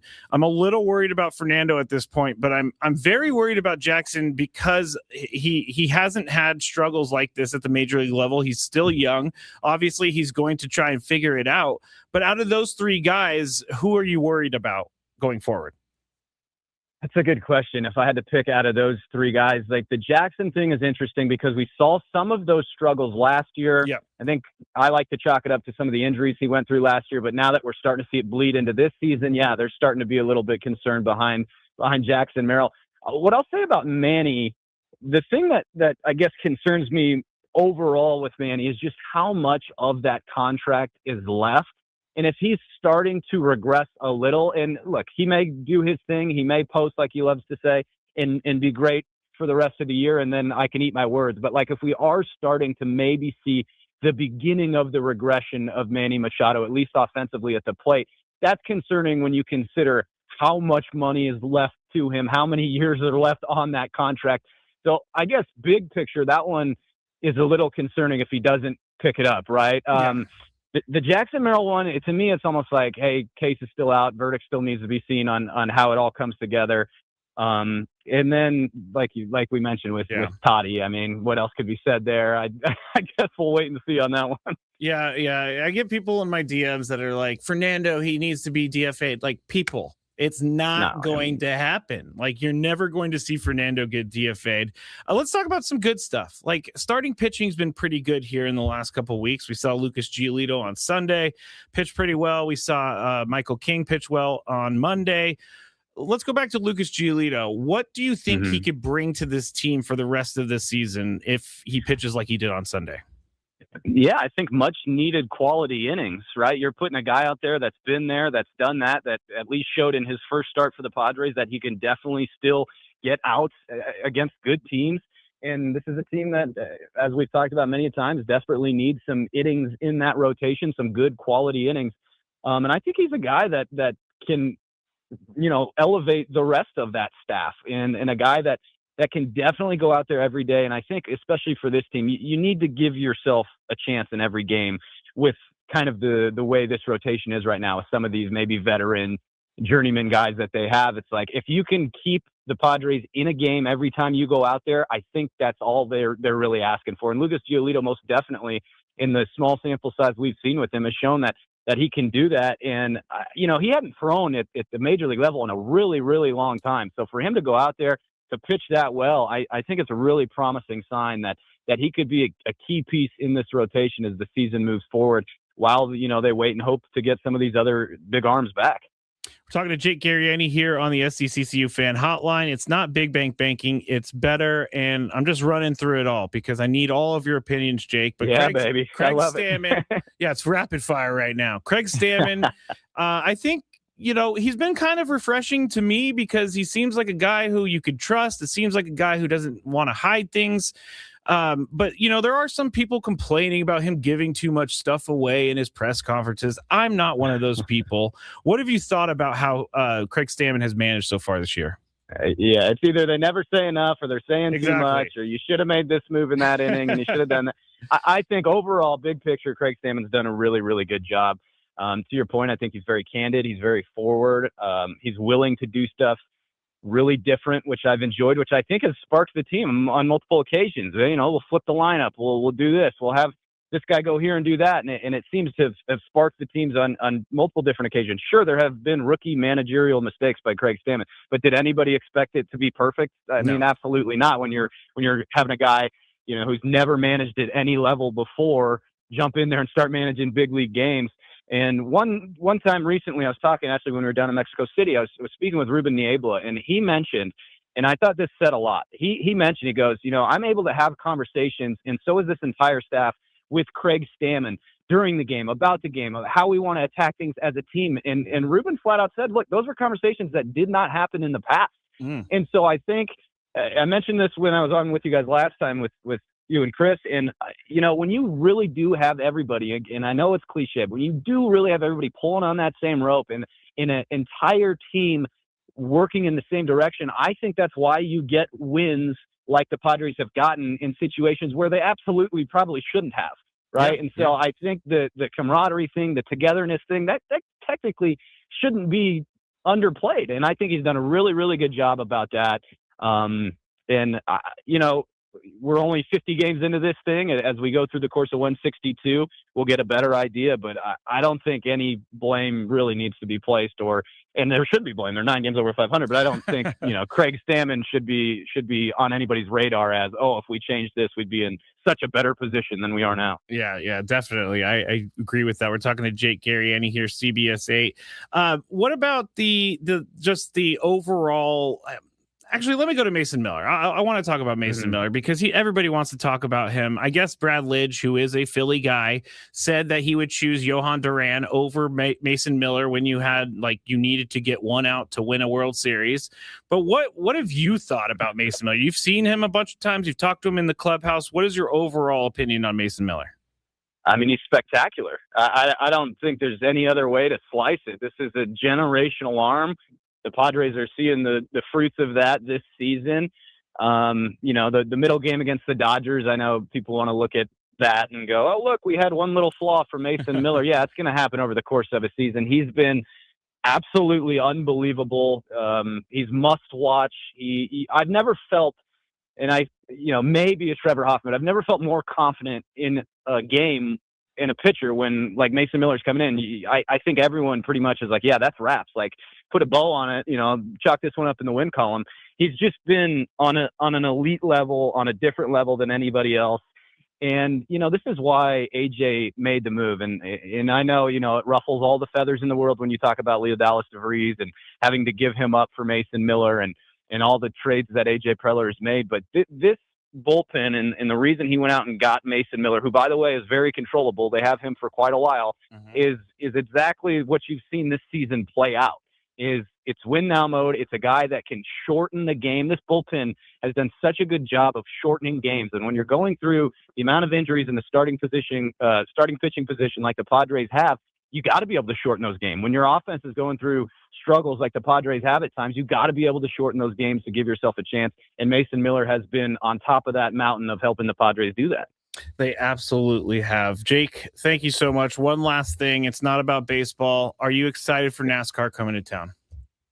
I'm looking forward to it. It's something different. I don't get to cover a whole lot of racing and NASCAR, and we've done some interviews with some of the drivers, and I think it's going to be quite a spectacle when you talk about what the race will look like on television and getting to be there in person. So I'm always up for a little something different, that's for sure. So boogity, boogity, boogity, baby. Let's go racing. I love it. Boogity, boogity, boogity, boys. Let's go racing. All right, Jake, thank you so much for joining us on short notice today. I'll talk to you very soon. Anytime, my friend. Much love to you and Adam, and you guys take care. Thank you very much. You too. That was Jake Garia of CBS 8 on the SDCCU fan hotline. It's not Big Bang Banking. It's better. Jake is one of the most friendly people that I know in this town. And as a guy I'm a friendly person, but I'm shy. Jake was very nice in helping me break out of my shell a little bit, Adam. I don't know if you knew that, but Jake is a little bit responsible for me becoming the extrovert that I am. And how did he do that? He just kind of the follow-up question that needed to be asked. I just kind of was like, you know what? This guy's got a good attitude. This guy is living the dream, doing sports on TV. And he also worked his way up from being like a guy who went to go get audio from press conferences. So I appreciate that as well. But we thank Jake for coming on the show. I know we're not going to break just yet, but Adam has some trivia questions for me on the other side. It's going to be Skraby versus the fans. We'll tell you what you're playing for, but there are a couple Star Wars questions in there as well because it's Star Wars weekend for the Padres, and I'm not necessarily the biggest Star Wars fan in the world. I can answer general questions. So if you would like to play, Skraby versus the fans. Give us a call, 833-288-0973. Get in line. Remember, if you play for the first time, you get the first question for free, and we'll tell you everything that you need to know about Skraby versus the fans when we get back here. 97.3 The Fan.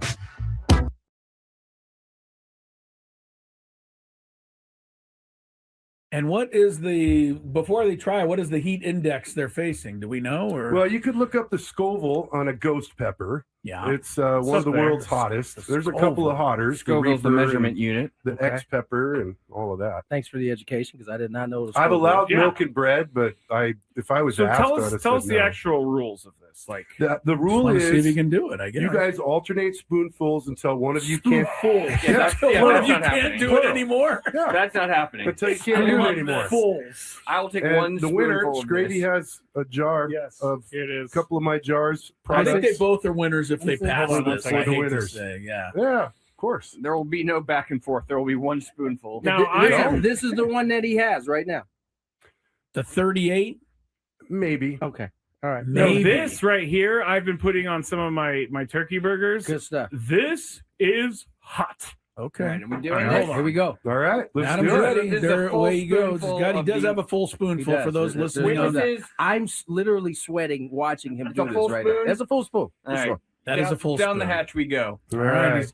And man, he went the whole thing. He did not. He did not trickle that down the throat. He just hasn't reached for the milk yet. Skraby's coming over. When does the heat kick in? Oh, I knew it. When does the heat kick in? Wow. You better go, dude. There goes Skraby. They both Skraby, did you swallow that, Skraby? Yeah. That is some good stuff. It's delicious. delicious. We're gonna see Tasty. it. I'm gonna watch you now. I'm feeling it already. I am. Are you? No. He's Adam's feeling good. feeling nothing. All right, so take another spoonful, Adam. You'll win. Oh, come on. Now we're double dipping. He's all you one can't put your spoonful. same That's spoon not in what there. the competition's all about. We always said Spoonful that. too? Yeah, go for it. Oh yeah. I always said that Adam Klug was kind of had a. I at least used a different spoon, no double dipping. All right. I didn't know where. I don't. I Think always it thought matters. Adam Klug had a cold persona, but evidently it's just the opposite. All right. Big He boss is Michael handling Bowles it. in the Wait, YouTube no, chat, dog. by the way. Which way though? You let half of it drip in your hand. Oh, okay. Skraby, where are you? Let me see. Okay. I'm just looking at Adam, and Adam's not having any problem at all. Look at you, Adam. Adam is backed up. College But boy. this I must tell you, Tony, hold on. that Adam has cashed the check. Yeah, he did. Yeah, he did. cashed You said his I wouldn't be check. able to catch I you. did. No, you I cashed sure it, did. man. You proved cashed me it wrong, for my sure. friend. I Skraby, gotta tell you though, this is further proof that whatever we got him with that tie, the tie thing, was yeah, 'cause super weak. this is less than a 10, right? He's over here having a difficult time. You're turning a little red, The time Skraby. was just as bad. You're turning a little hit me red. By the way, faster. this is delicious. Oh my Oh, God! he's He's going going another more. one. Yes.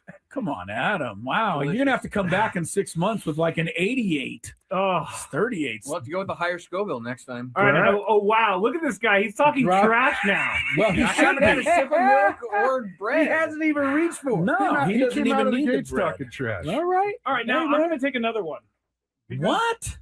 Well, Why you got are you got a doing whole this other to spoon. yourself? No, because I don't want. You don't want Adam to say He's, he by has the way, sweet sauce, yeah, he baby. get the whole Full spoon, get the same baby. thing that like he's dropping it all in there. Keep the studio clean. It's all anybody's Big worried boss about. Michael watching over here. Come on. Ooh, boy. Scrabe, get back in front of the camera. Your face is red, Scrabe. Isn't it, Tony? Are you I'm seeing sweating. the same thing? You are sweating. Your face is definitely. Why do you keep doing this? You're not feeling anything? Adam isn't even moved over I there. feel a 1 or maybe a 2 out of 10 here. Wow. Adam That's ridiculous Klug. because I'm. Wow. Adam Klug is a tough Amy's son now of a bent gun. over the trash can. No, over I had there. to spit. I was going to say, it looks like Adam Klug may be producing the rest of the show because he's fine. Scraby may need Scraby's to going to go bed. get Yeah, assistance. you know, here's want Frank- the milk, dude. It might Frank work predicted better. that. No. Oh, did he? Frank Scraby's having predicted that. bread. Oh yeah, that Adam would just cruise through this with Frank no problem. predicted this. He did. Frank on the last show. I said know you Adam had would it have like no that. problem. He did. I got a newfound respect from Tony Gwynn Jr. Yes, here. you do. So- all right. So Skraby has the prizes for you, Adam. You have won a jar of the ghost. You can pepper have as much of this salsa as you want at all and times. the, Yeah. Mr. Lane's roasty 38 chili powder. You should let me have that chili powder though. I think I do. I think I would do more damage. Started with off this. giving me the mild. And what is before they try, what is the heat index they're facing? Do we know? Or Well, you could look up the Scoville on a ghost pepper. Yeah. It's one of the world's hottest. There's a couple of hotters. Scoville's the measurement unit. The X pepper and all of that. Thanks for the education, because I did not know. I've allowed milk and bread, but if I was asked, tell us the actual rules of this. Like the rule is, see if you can do it. I guess you guys alternate spoonfuls until one of you can't. One of you can't do it anymore. Yeah. That's not happening. Until you can't do it anymore. I will take And one. The winner, spoonful of Skraby, this. has a jar of a couple of my jars. I think they Products. both are winners if they pass Hold on this. one I second. hate Winners. to say, yeah. Yeah, of course. There will be no back and forth. There will be one spoonful. Now, this is the one that he has right now. The 38? Maybe. Okay.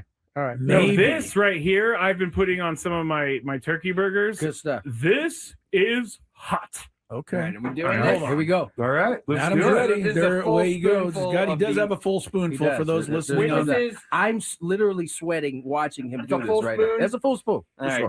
That is a full down spoon. the hatch we go. All right. And man, he went the whole thing. He did not. He did not trickle that down the throat. He He just hasn't reached for the milk yet.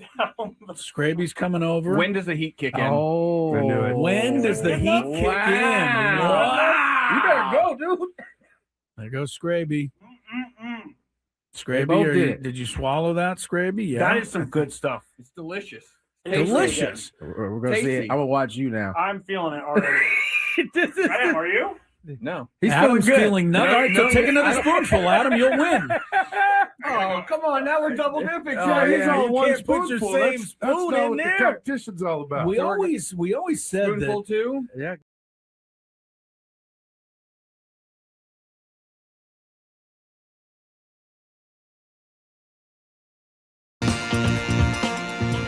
Welcome back into the Bill Howe Studios, where we know how. I'm Matt Skraby. This is Gwynn and Chris. Tony Gwynn Jr. back here for the Big Five around 4:35, 4:40. Sammy Lev's going to check in with us at 5 p.m., and we're going to hear from Rodolfo Duran again. He visited us for Friar Friday earlier in the show, and we asked him some questions about his first career hit, which also was a home run, so you'll hear that at 5:20. Right now, we're not going to get into the game just yet, but right now is Skraby versus the fans. And here is what you're going to be qualified for. It's a shot at the grand prize, a $500 gift card. Win. If you win, yes. If you win, you'll be qualified for a shot at the grand prize. $500 gift card to Westgate, Las Vegas, the home of legendary Vegas fun, now offering the breakaway from fees package, including a $75 daily dining credit, 2 day spa passes, daily cabaret tickets, complimentary valet parking, and $0 resort fees. Special rates starting at $89 a night. Book now at WestgateLasVegas.com. We'll play that in just a second, but at 4:20, we're going to hear from Craig Stammen, because he was on with Ben Woods this morning, and he talked about, or they asked him about moving Fernando down the order. So I want to hear what Craig Stammen said about that. We're also going to, Jake Arrieta made an interesting point about Manny and his contract, and so I was just looking through a spot track here in the break, and there I have some thoughts. So we'll talk about that as well on the other side. But it looks like our phone lines are now full, so let's get into it. If you had one shot, one opportunity to take down the human almanac himself, howdy do. Now is your time. Listen to me, this guy is dangerous. Now is your opportunity to win a prize. Well, I hope you know what you're in for. Chris versus the fans starts now on 97.3 The Fan. It's actually Skraby versus the fans here on 97.3 The Fan. Also, we still have Padres tickets to give away, but we're not doing that right here. So do not call in right now for the Padres tickets. But I have never been on this side of the game before, so I'm looking forward to this. And basically, I need to give you the rules. You have to make it through 3 questions. Each question will get more difficult. If you get the question right, you move on. If you get it wrong and I get it right, you are eliminated. If I get it wrong, then you move on to the next question, or you win. If you're a first-time player, thank you, Adam. Then tell us on your first question. You'll get that question for free today. Yeah, we'll get to that in a second. All right, let's go to our first contestant. Let's go to Russell in Escondido. Russell, I'll hit him. There we go. Yes. Hello, Russell. How are you today? Don't hit Russell. I'm doing well. I'm doing well. Thank you. I'm so shocked. You're First time shocked? caller. Okay. Yeah, I've never done this before. And I'm just calling in to just say, hey, why are we looking at the batting coach? That's the most common denominator. Come on. But anyway. We'll talk about the hitting coach a little bit later because I actually do. Annie Halbert interviewed him. That's great. That's great. Thank you very much for picking me up. You're We welcome. have a first-time player here. Yeah, he's a first-time player, so let's go to question number 2. Oh, So- you're host. Okay. Thanks, I'll be Skraby. quiet. I'll be quiet. So, Russell, you get to bypass question number 1 and go straight to question number 2. My entire second round is going to be Star Wars related. This is Star Wars weekend. So, okay. I'm going to ask you a question. Good. Hold on. Hold tight.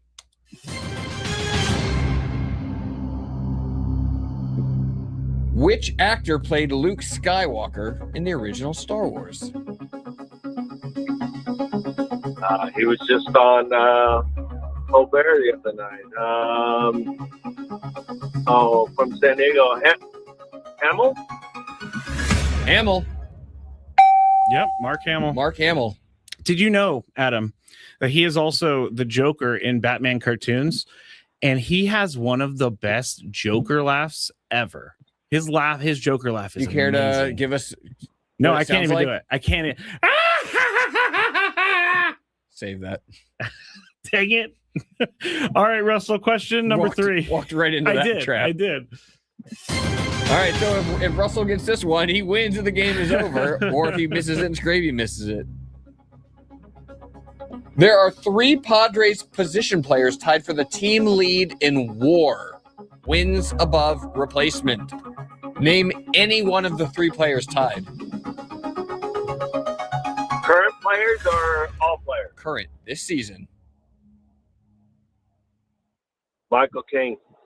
Position players. Oh. Said position players. Oh, position players. Sorry.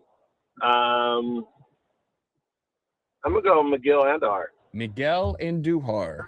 Wow, really? Jeez. Man. According to ESPN's WAR. I was actually going to say him because that was the first name that came to mind, but the second name that came to mind was Gavin Sheets. Gavin Sheets. I'm just confirming this now. Uh-oh. Nope. Gavin What? Sheets. What? You know what that means? We That have a means he winner. wins. Russell wins. You don't have an applause thing on here. I do. It's in the top left. Nice job, Russell. Very nice job. I cannot believe that Thank you. Okay. Am I not thinking of war? Russell, sit tight. We're going to get you during the break. Am I not thinking of war correctly? Because Gavin Sheets has been the best hitter. All right, so this is according to WAR on ESPN's website. Ty France, Luis Camposano, and Xander Bogaerts all have .7 WAR so far this season. Are they saying Gavin defensive Sheets plays is at are helping 0.6. too?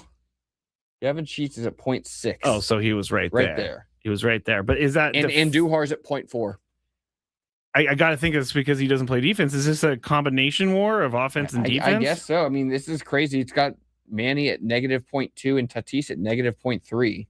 I mean, that makes sense. But wow, I'm stunned. I thought it was a honestly. tough question. I would have never thought that those were the top 3. Me neither. Not in 100 years. I was just thinking of guys who have been actually hitting for the Padres. But wow. All right, Russell, you are going to be qualified for this grand those prize. 3 have been hitting for the Padres. They have, but I'm just not sure why they weren't at the top. That's insane. Joseph in the chat says Fangraphs has Sheets at number 3. He qualified it with ESPN. So it was ESPN. What I was looking at. Yeah. Wow. Good job, Russell. I thought we were going to get some. You want to ask those other Star Wars questions to see if I know? Sure. All right. I mean, I think these are pretty easy ones. Which actor played Han Solo in Star Wars? Oh, Harrison Ford. Harrison Ford. Wait. Yeah. Okay. Whew. Lastly, which actress played Princess Leia? Again, these are all Oh, basic. gosh. What are her name? She passed away. The late Carrie Fisher. Carrie Fisher. Anything else? No, those are the 3 I came up with. All right. Not that those are pretty basic ones. Now, you said you are not a Star Wars fan. I watch the movies. I'm not like someone who will know the universe. Like I will go and sit down and watch the movie, but I won't be like, well, actually, they can't do that because Andor's in another universe. Like, how many movies are we up to? 9? More. Of the movies? Are we talking about the TV shows? Like the official movies? You got Solo, you got Rogue One, you got a ton of the those original movies. 3 were 4, 5 and 6. 4, 5, and 6. Then they made came out 1, with 2, 1, 3, 2, 3. which So were terrible. And now they did 7, 8, and 9. I don't believe it. Is it 7, 8, 9? Joseph's saying 14. See, this is where I don't really know if the 3 movies, TV shows that are all these things. I was just more curious about the actual movies. Well, now there's a Mandalorian movie, and this is why Star Wars weekend is this weekend. That's Star Wars. It's got Star Wars characters, but it's not like within the timeline of the progression of the story arc of Star Wars. I know nothing about the Mandalorian. I've never seen All I know is that when I call that little guy Baby Yoda, it makes people very angry because his name is Grogu. I know that. It's Grogu. Brandon says, I got a Star Wars Angel jersey from their Star Wars weekend if anybody wants it for the low price of a beer. I was actually up there for the Angel Star Wars weekend earlier this year, and R2-D2 was just running around. You know who R2-D2 is, right? Brian, Adam? Of course. Which one is he?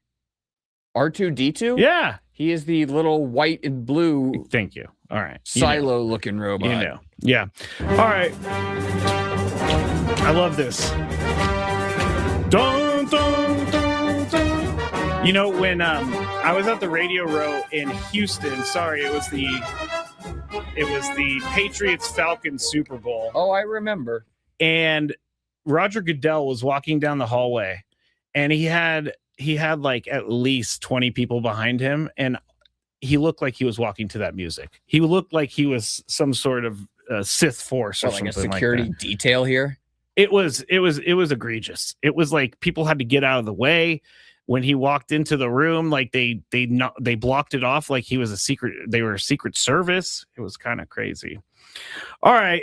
Well, Russell, congratulations. We'll get your information in the break. We still have those Padres tickets that we're going to give away later in the show. We still have the Big Five. We still have Sammy Lev. But when we get back, we'll talk about we'll talk about Manny Machado's contract a little bit. We'll also hear from Craig Stammen on Ben and Woods when he was answering the question, has he contemplated moving Tatis down in the lineup? All of that is next on 97.3 The Fan.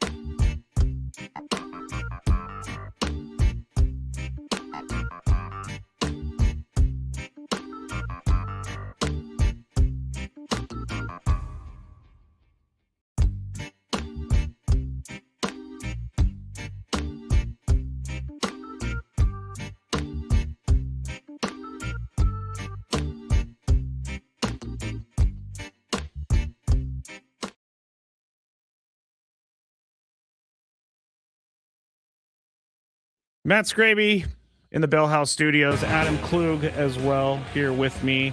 97.3 The Fan. Congrats to Russell. Russell, you dropped off. If you call back, we'll get you registered for your chance to win that grand prize. But Skraby versus the Fans, one and done.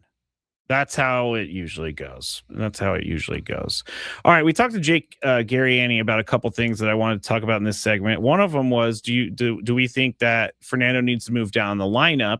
The other was Manny Machado and his contract. So let's start with the Fernando stuff first. And Ben and Woods asked Craig Stammen, and earlier this morning, Padres manager Craig Stammen joined Ben and Woods for the management report presented by SDCCU. It's not big bank banking. It is better. But they asked him, do you think about moving Fernando down the lineup? Yeah, I think we tried that a little earlier, batting him fifth for a little while.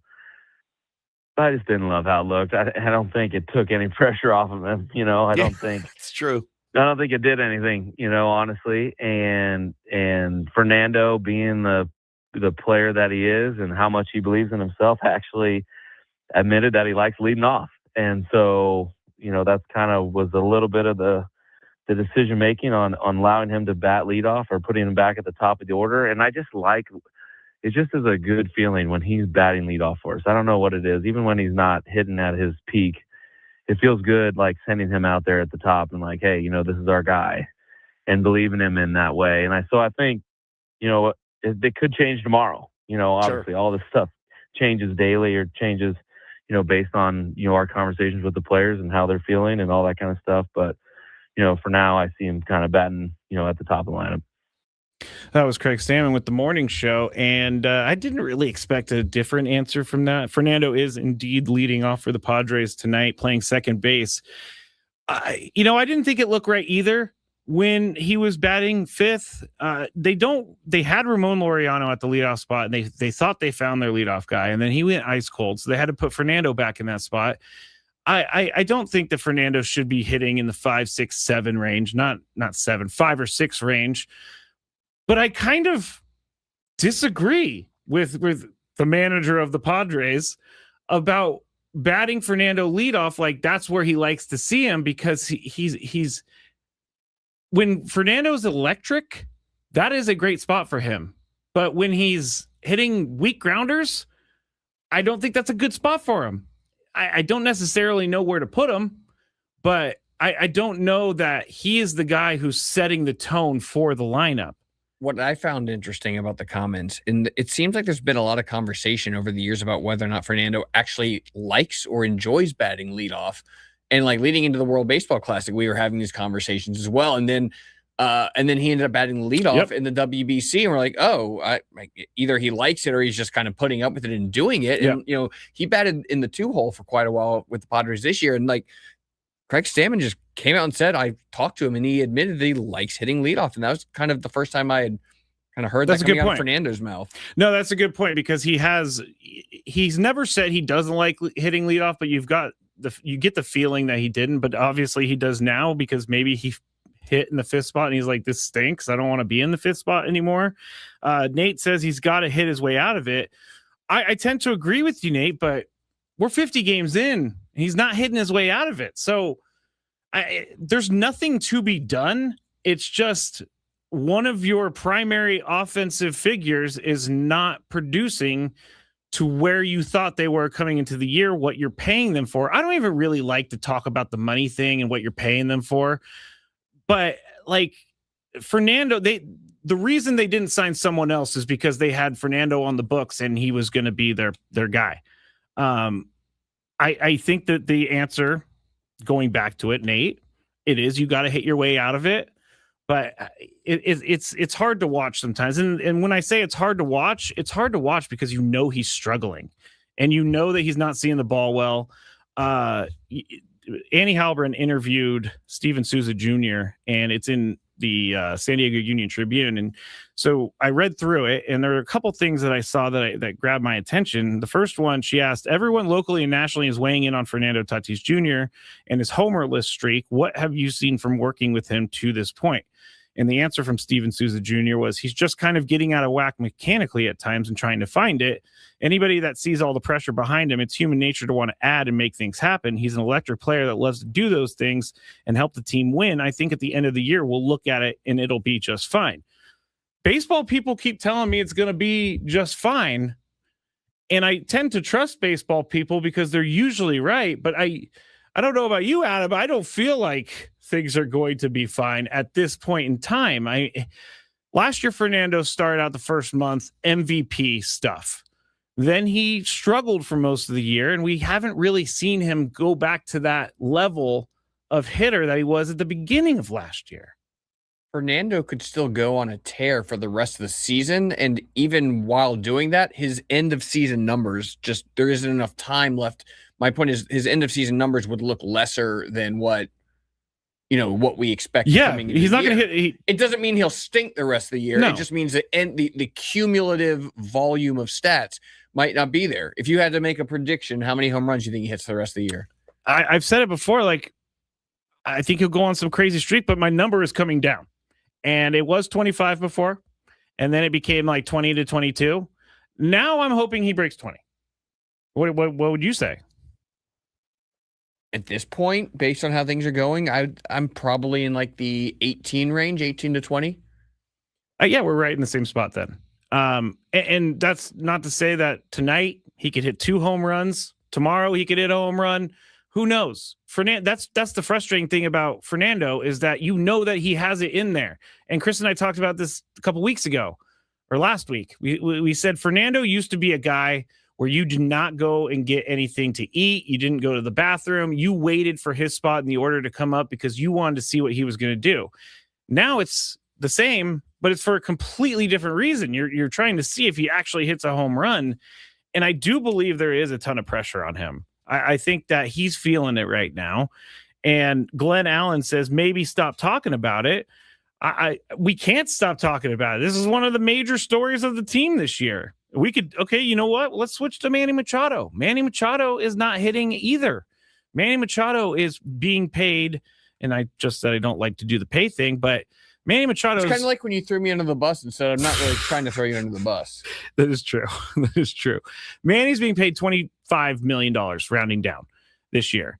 Next year, his 2027 payroll, according to SpotTrack, is going to be $39 million. So he kind of backloaded the contract, or the Padres backloaded the contract because they wanted to give some room to sign some guys, but Manny Machado is hitting under 200 this year. Now, I will say he seems to be slowly coming out of it.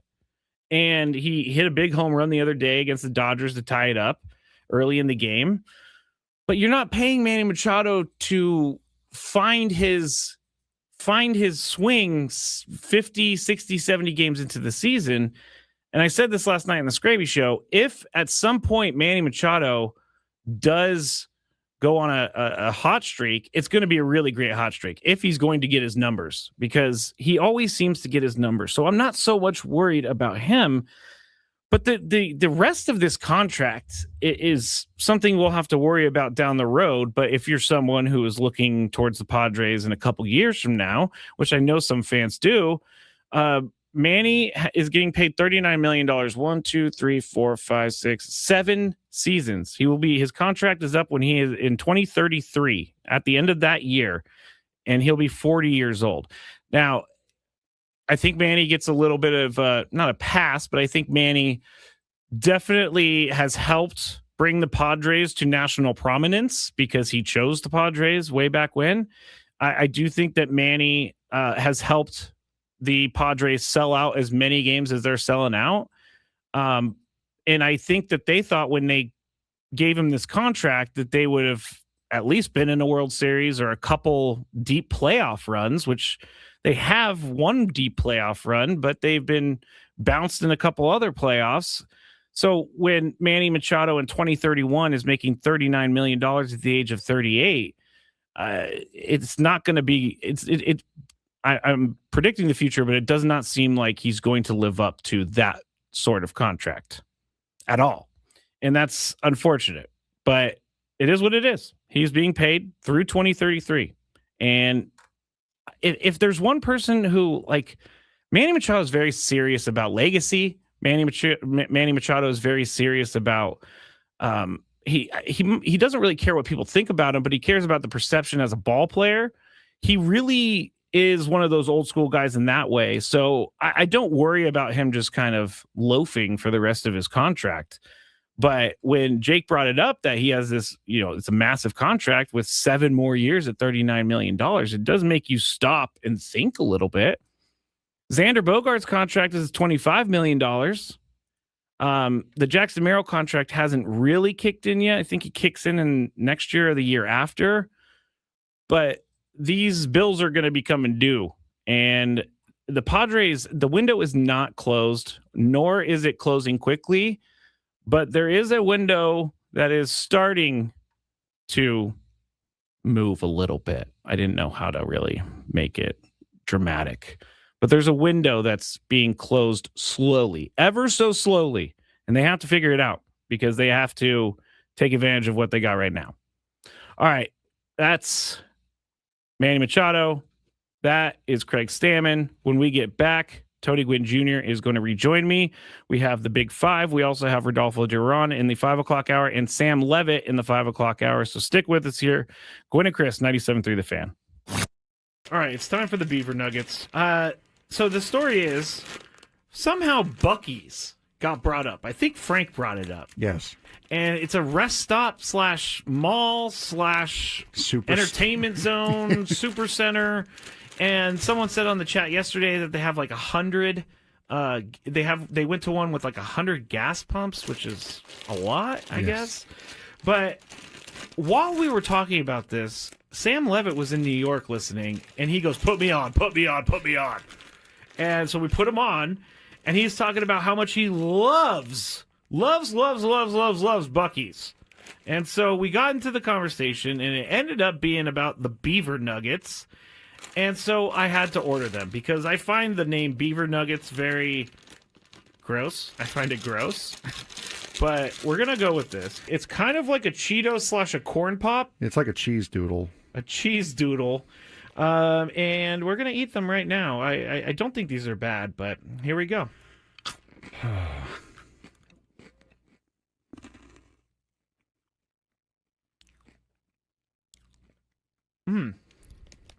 I like it. It tastes like a corn pop. I was going to say it tastes like a waffle, really. It does kind of taste like a waffle. You know what? I'm in. These are good. Yeah, I'm not. You want another one? No, I don't want another one. But yeah, I mean, it tastes like a waffle, like a waffle with syrup on it. It's pretty good. I gotta say, I'm not hating these at all. Actually, they're very good. I like this. The waffle is a perfect explanation. If you've ever had, I'm sorry, I'm talking on the microphone with food in my mouth.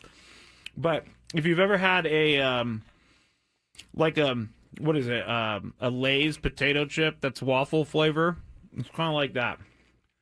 Sad Fryer says, "Are they cheesy?" No, they're not cheesy at all. Actually, they're sweet. No, it's like a hard waffle with syrup on it. With dried encrusted syrup on it. Now, I don't exactly know what the puff is. It could be just fake something. Most likely. I mean, it's like caramel a little bit too.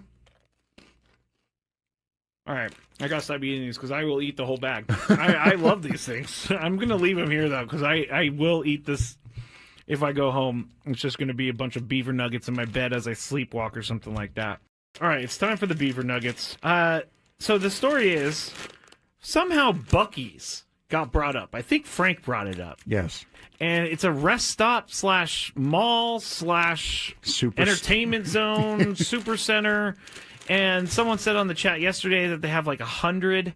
They went to one with like 100 gas pumps, which is a lot, I guess.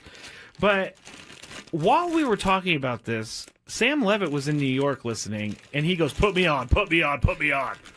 And so we put him on, and he's talking about how much he loves Buc-ee's. And so we got into the conversation, and it ended up being about the Beaver Nuggets. And so I had to order them because I find the name Beaver Nuggets very gross. I find it gross. But we're going to go with this. It's kind of like a Cheeto / a corn pop. It's like a cheese doodle. A cheese doodle. And we're going to eat them right now. I don't think these are bad, but here we go.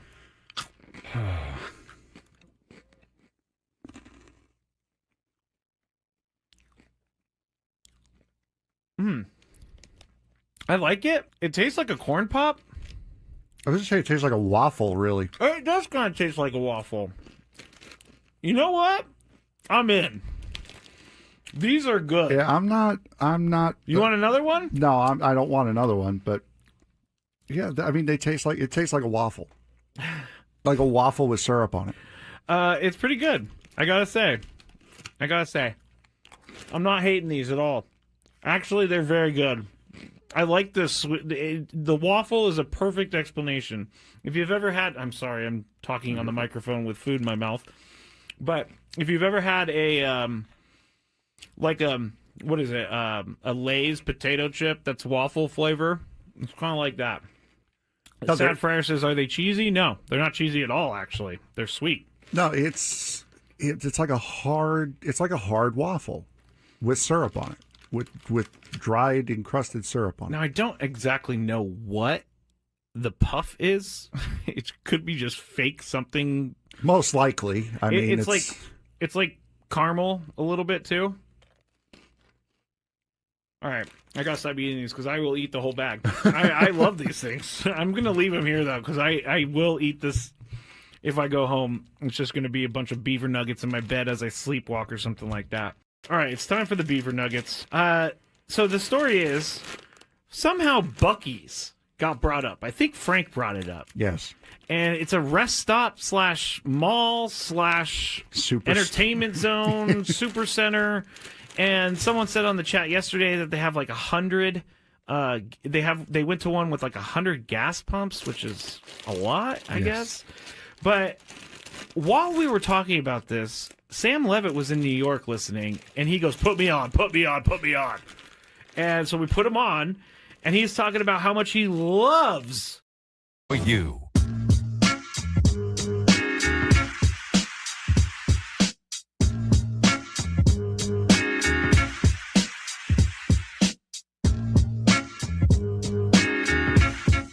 Matt Skraby here with you. Bill Howe Studios, 97.3 The Fan. We're about to go back into going into the Big Five here. We'll do that shortly. I got a couple comments on the chat. If you want to watch the show, you can. Just go to YouTube, search 97.3 The Fan. You could also search Gwynn and Chris SD. You can go to Twitter at 97.3 The Fan SD, at Matt Skraby. Also Facebook, 97.3 The Fan. Now, a couple comments from the chat before we get into the Big Five. Glenn Allen says, "Is this the negative Nelly show?" I understand why you would say that because I was talking negatively about the Padres, but outside of them winning, and I know that's crazy to say, outside of them winning, I can't believe that this team is ready for a deep playoff run. I'm just being real. I don't think it's the negative Nelly show. I think it's the realist show. And it's just been frustrating this year to watch the three guys that are supposed to be producing in this lineup not produce. Now, doesn't mean that they're not going to produce going forward. They could definitely produce going forward. There's still 100, was about 50 games in, so 112 games left in the season. There's plenty of games left for them to turn it around. And I really, really, really hope they do.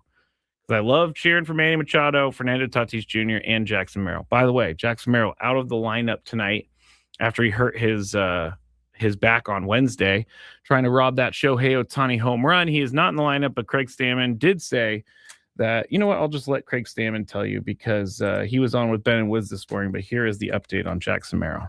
Yeah, the good thing is all the tests came back negative, so no, rib fracture or anything like that going on.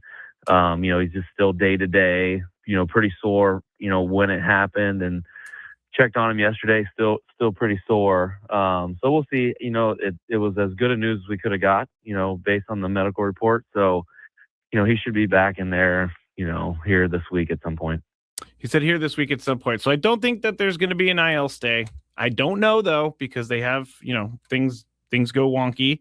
Maybe he wakes up and his ribs hurt a lot more than they did the previous day. So I'm not going to really get too, concerned about an IL stay at this point. But I think that Jackson Merrill I think he needs a little bit of a break, not just because he's not hitting well, but he needs a little bit of time to clear the head. And you could see the frustration on his face. You could see the frustration at the plate. You see the frustration whenever he, is on base and the inning ends. There's a lot of frustration with this team, but yet again, they are winning. So I don't really know. I've been trying to find a way to describe the Padres this year for the last 2 weeks, and I can't really figure it out, because the question is, how do they win when none of their star players are producing? I don't know. It's a skill, and they're doing it on a regular basis. Now back to Manny's contract, and we will get to the big five here shortly. Also, traffic. Clay said, is Manny expected to live up to his contract, or has Manny already lived up to his contract and the remaining years of payments are being paid for that production? I see what you're saying, Clay. Ultimately, I mean, you don't pay off a contract. I can't go that far. That's really dramatic. I was going to say you don't pay off a contract unless you win a World Series. That is not true. I do think there's some of that, Clay. I do think there's some of Manny is getting payments for the production that he's already had with the Padres. Also, he is getting paid because he brought a lot of great players to San Diego as well. So I'm not, Manny, if Manny was not signed or re-signed by the Padres, got an extension or whatever you want to call it, by the Padres a couple years ago, and he wasn't here, would the team be better? Now, we can't necessarily 100% say yes or no, but I would say the team would not be better if they let him walk. And yeah, they would have that money to spend, but as we've seen and as we say all the time, this team goes where Manny goes, and this year it's kind of broken, that saying, because Manny's hit some home runs. I think he has 6 home runs, but he hasn't hit for average. The power's down, so it's just one of those things. We're going to have to keep waiting. We're going to have to keep waiting until he swings out of it. And Manny Machado, I think, obviously he's going to go down as a great Padre. He's setting all the records. So in the end, the contract is probably not going to be the thing that Manny's remembered by. It's going to be all the things that he does on the field that he's remembered by. So at some point, if he's going to get his numbers, he's going to go on a tear this year, and I cannot wait for that tear. All right, Matt Skraby, Gwynn and Chris, Tony is back. We're going to get you some traffic and then the big five. From the 855 Get Ross Traffic Center. Injured? Demand justice. 855GetRoss.com. Hazard getting cleared from the eastbound 94 connector to the southbound 805. Got lingering delays, too, on the westbound 8 from a crash clearing at Mission Center. I'm John Yeazel, Odyssey San Diego Traffic. Traffic report brought to you by Soapy Joe's. Glow Up Complete. Soapy Joe's on West San Marcos Boulevard in San Marcos is back up and running. Come by and get the best car wash in San Marcos. Join the Soapy Squad and become a member. Visit SoapyJoesCarWash.com. Give us a follow at Soapy Joe's. Good, clean, fun. It's that time of the show when we check on the latest in sports. Only the most important topics and questions are brought to light. Stop what you're doing and listen. These news stories will astound and amaze you. The one, the only. Oh my God, who the hell cares? The Big Five starts now on 97.3 The Fan. And I am broadcasting live from the Bill Howe studios, where we know how, and Tony Gwynn Jr. down at Petco Park getting ready for the Padres and the Athletics tonight. I believe it's Star Wars weekend, so there's going to be some Chewbacca's out there. There's going to be some stormtroopers. I wish you and Jesse would, watch the movies, Tony, because I know that you guys have not watched the movies. Not our thing. He just says not our thing. And I think at 2-0, it's too late to start. Okay, the old ones for sure. But let's just get into it because I'm stalling at this point for no reason. We talked to Rodolfo Duran for Friar Friday earlier, and something I talked about in the Skraby show last night was the catcher position, and with Freddie Fermin struggling at the plate and Campy being out with a broken toe, when Campy does come back, Tony, could Duran stay at the big league level and Fermin go to AAA, or does Duran go to AAA? Yeah, I mean, anything can happen. I'm sure that can be a thing, but I don't think that'll be what happens. I think it'll probably be Duran that goes down, and Fermin is, him and Campy will split time. Maybe a little bit more now favors Campy as long as he's swinging well. Maybe it doesn't. I don't know. I'm Padres have a lot of other issues besides what Freddie Fermin is doing at the plate. Yeah, and so I think that's just nitpicking at this point. If that is the focus of whoever at this point. Yeah, I don't think it's the Padres' focus. Yeah, I said it last night. Like, the catcher position was never a position that was going to be, highly productive. It's just a position where they want them to be good at defensively, and if they can hit, then it's the icing on the cake. And Campusano was showing that he could do that. Freddie Fermin, I was looking through his career stats. He's like a 250 career hitter.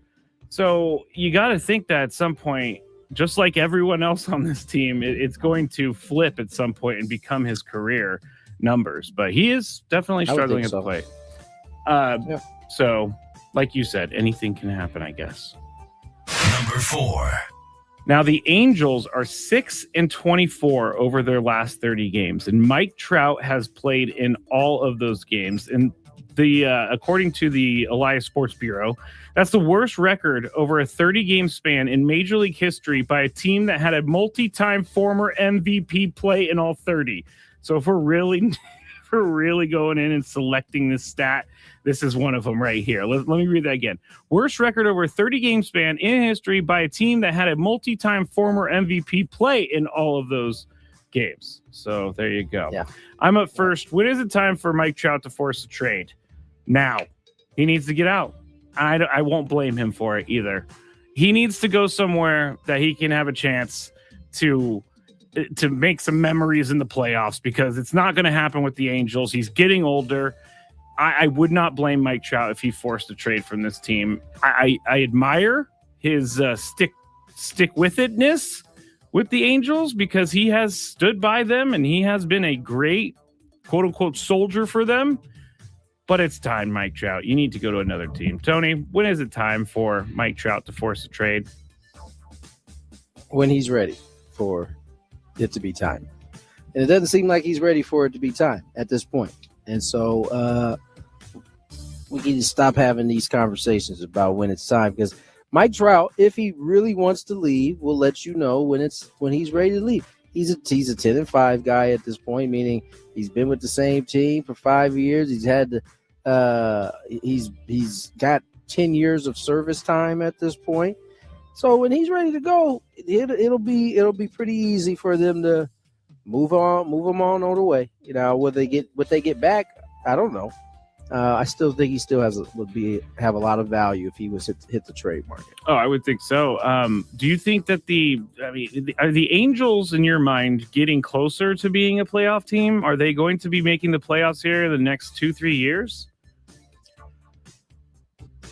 I think that remains to be seen. I think they have some talent now, right? I mean, Nato, Shanuel. Shanuel. What's the shortstop's name? Hit the walk-off the other day. It'll come to me. But they got some talent. Adele is there. Yeah, Joe Adele. They've got some guys who can swing it a little bit. But I don't know that they're close. Yeah. I don't know that they're getting better. I guess they're getting better from the standpoint of they have some guys who can play right now. But I mean, does that mean that they are improving or getting better? It's hard to say. I initially thought watching them that they were in a much better spot. Yeah, Neto. I had it right. Yeah, you did. I Zach was Neto. looking at it, and they have Logan O'Hoppe and Jorge Soler can hit some home runs. Right. So I'm saying they got some guys that could play. They haven't put it together yet. So I guess the answer is yes and no. They've gotten better, but not really. All right, Mr. Trout. Eyes are on you, buddy. Number 3. LeBron James joined Steve Nash on the podcast Behind the Game. Have you ever really listened to this podcast Behind the Game, Tony? I have. Yes. Okay. Well, LeBron James, as I just said, he was on with Steve Nash, and he asked him about his potential retirement decision. And here is what LeBron said. Still in the moment of like just taking my time and saying I haven't even really thought about it too much. Obviously, I understand that I'm a free agent and I can control my own destiny. If being here with this franchise, for the foreseeable future, or if it's going somewhere else. But like I haven't even really got to that point. I haven't even taken my family vacation yet, which is going to happen after Memorial Day. That's kind of the thing at the forefront of my mind. But I think at some point, up until up in June, late June, as July rolled around, free agency starts to gets going, and as July rolling, maybe into August, we start to kind of like get a feel of what my future. All right, you guys get the point. He's going to be deciding over the summer. Taking his time. Yeah. He's taking his time, which I think he definitely deserves to take his time. So, Tony, do you think LeBron James plays next year?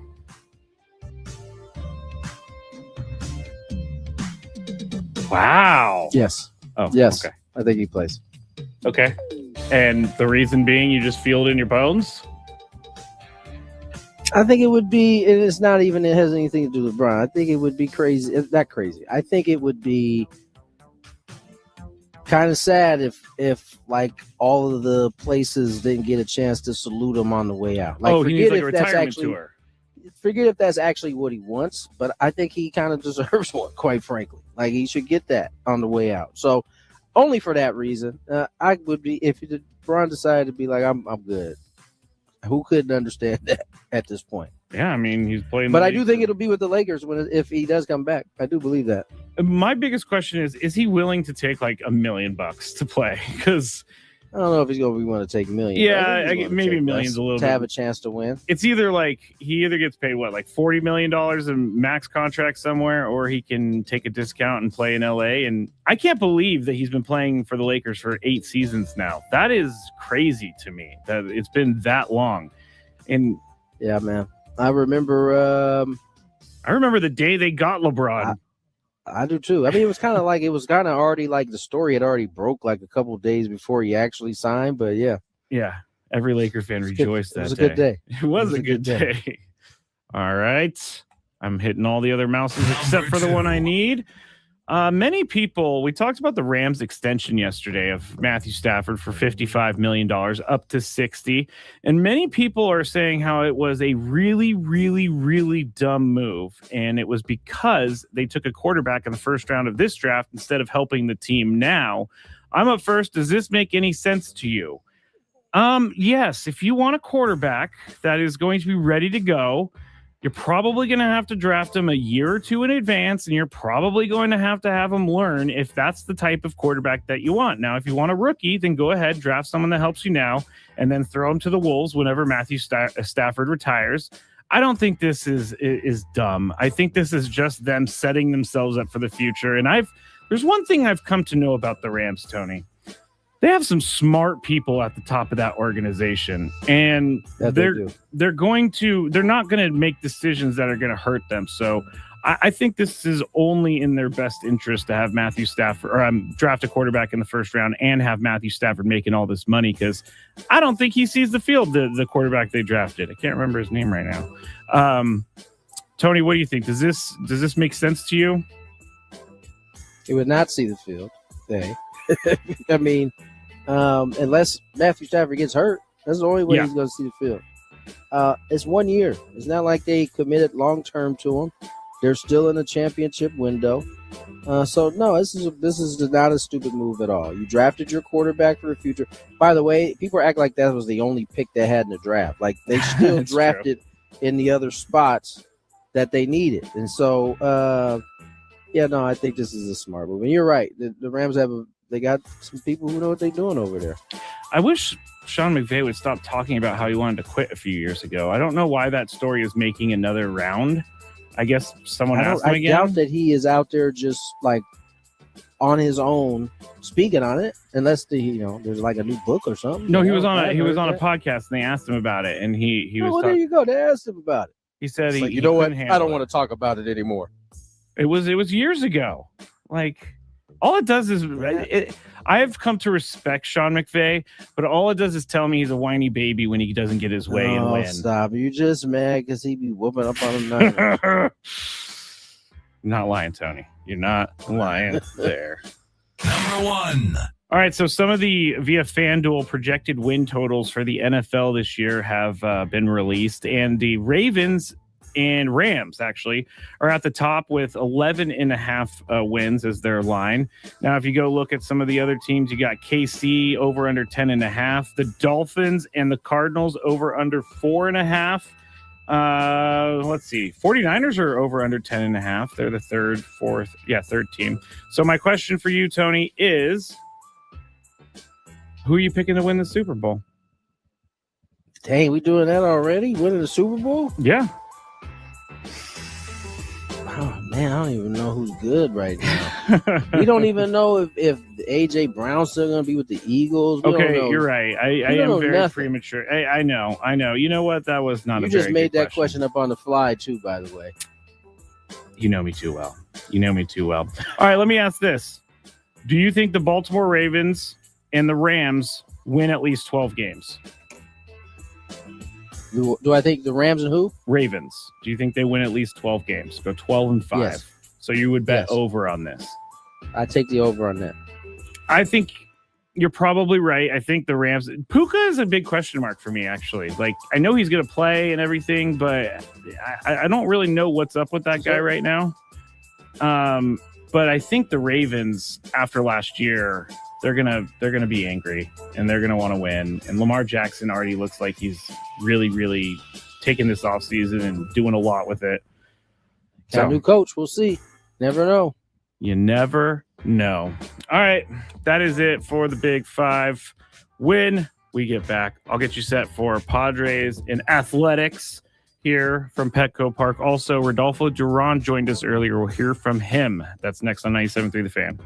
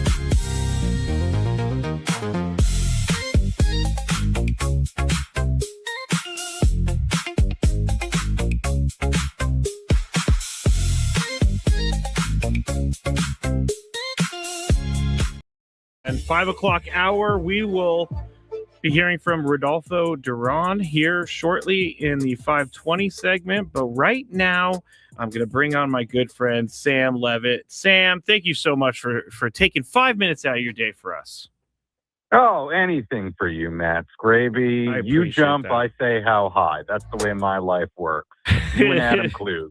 You say jump, I say high. I say how high. Yeah, so you that's know my what? life. You are a good teammate. Sam is a very good teammate. Let's just get right to it. Jackson Merrill, I know that he's not in the lineup tonight. He's not on the IL. What were your thoughts about what Craig Salmon said today? Yeah, I mean, he's not in the lineup tonight. Sounds like obviously he's still sore. The good news is that the imaging didn't show, anything, which is obviously very good news. Doesn't sound like he's probably going to, be available tonight based on what Craig Salmon said in the tone earlier today. But it does sound like they've avoided anything serious with Jackson Merrill, which is good news. I think immediately when you saw the injury and him in pain, you're thinking something with his ribs or, something like that. But apparently all the imaging came back, well, and, looks like he'll avoid anything serious. But, obviously if he's in discomfort, that's not good either. So out of the lineup today, and I guess we'll see how it progresses over the course of the weekend.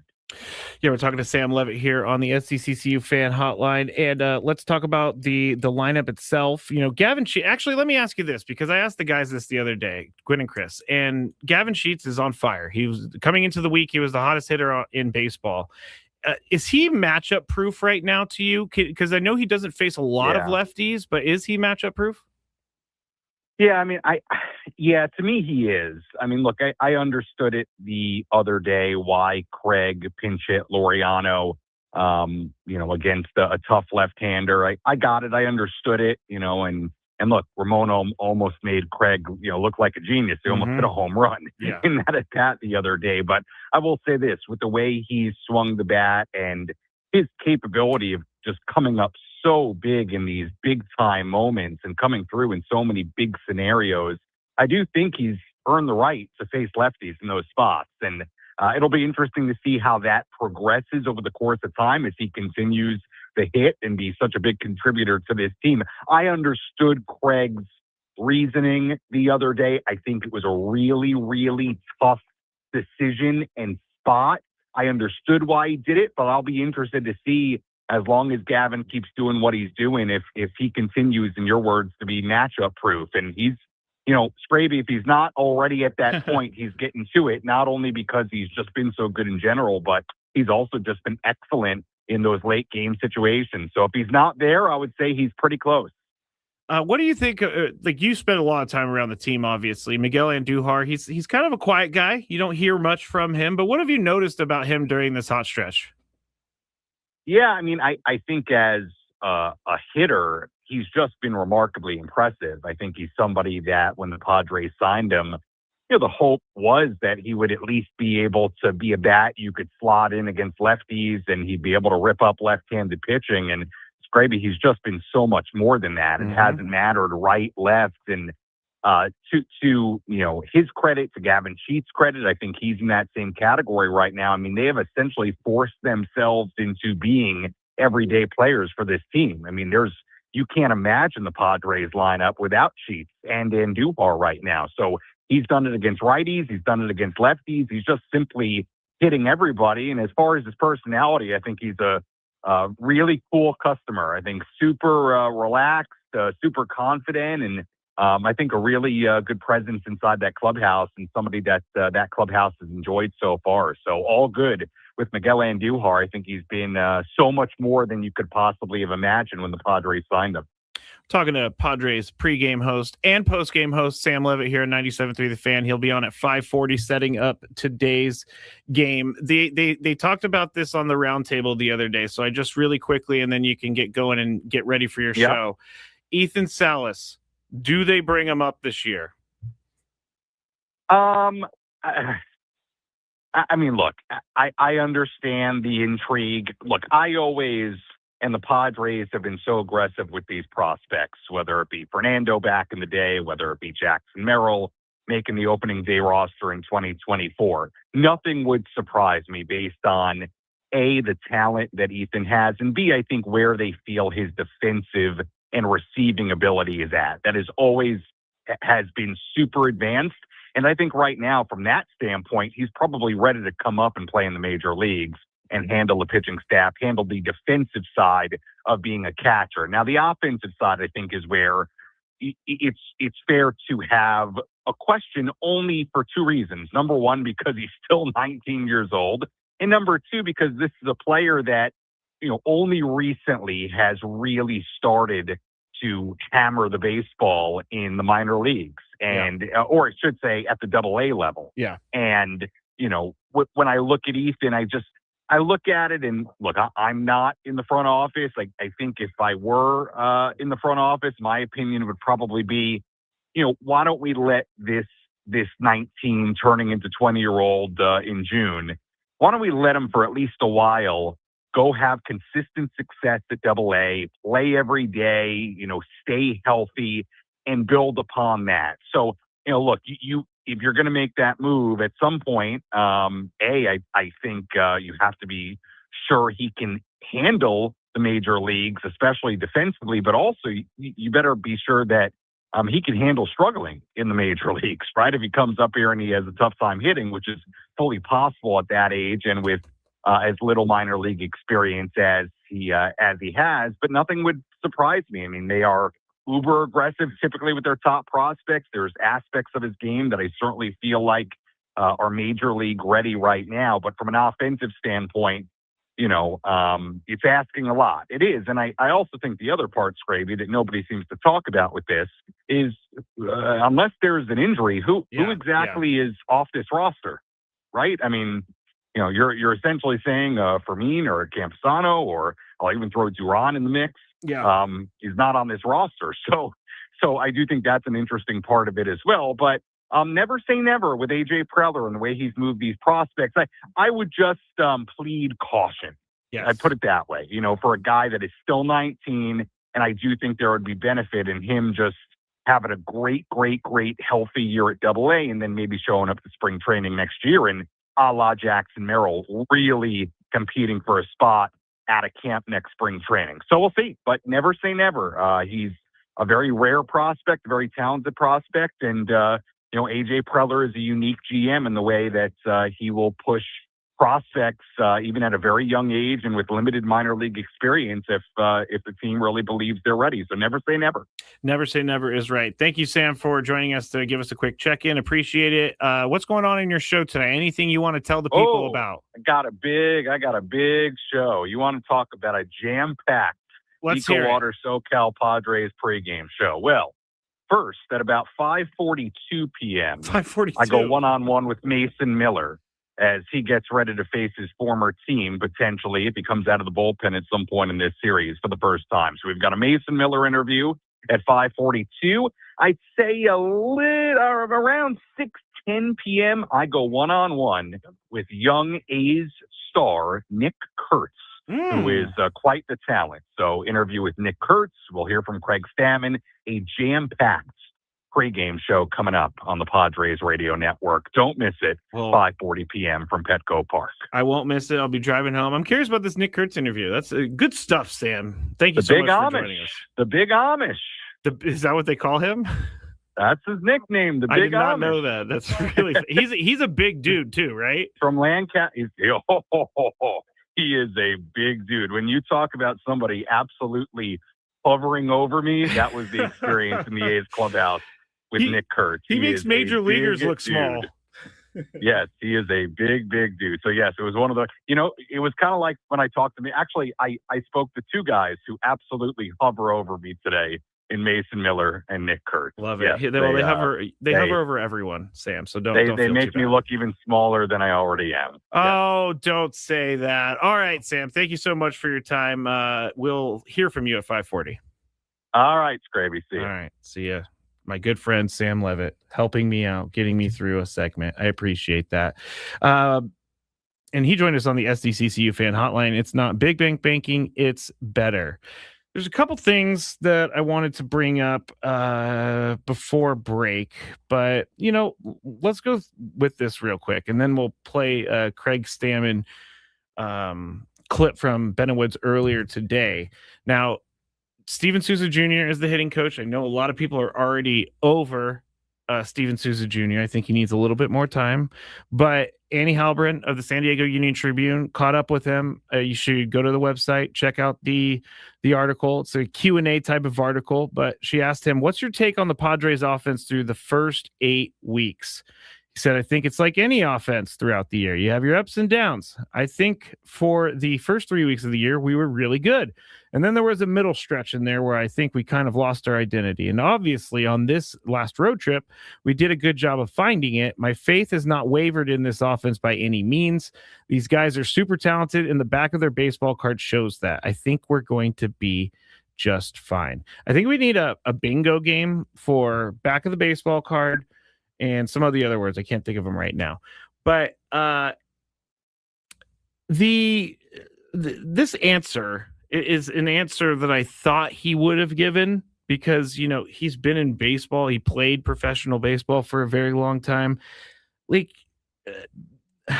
people who grew up in the game, people who have been playing baseball at the professional level for a long time, they just don't look at it like we do. And it's very apparent to me. And I don't think there's anything wrong with that. We just don't have the reference as all of these other guys do. But when we see a team that's, struggling to hit for a week, or at least my thought is, man, when is they going to get out of this? Are they ever going to hit again? Are they ever going to hit a home run? Are they ever going to score a run again? But on their side, they're cool, calm, collected, and they're just waiting for it to turn around. I mean, I'm not the most patient person in the world, and so I don't know that I would be good with that mindset. But it is only, I think they're going into their 50th game tonight. Again, they have 112 games left after that. So there's plenty of time for them to turn it around. They've done a really good job of keeping themselves afloat in the National League West. And as much as I think, quote, I think we're going to be just fine, kind of annoys me. I know it's the correct answer. It's the correct answer. So we just got to keep hoping that something happens with this Padres lineup. And something happens with Fernando Tatis Jr. And something happens with Manny Machado. Something happens with Jackson Merrill. We need that. All right. When we get back, Rodolfo Duran is going to join us. He made his Friar Friday debut. Also, we are going to hear from Craig Stammen, and I want to know, as a former pitcher and now manager, what his role is with playing with. What is his role with Fernando right now? We'll talk about all of that and then close up the show on the other side. 97.3 The Fan. Search for the Skraby Show.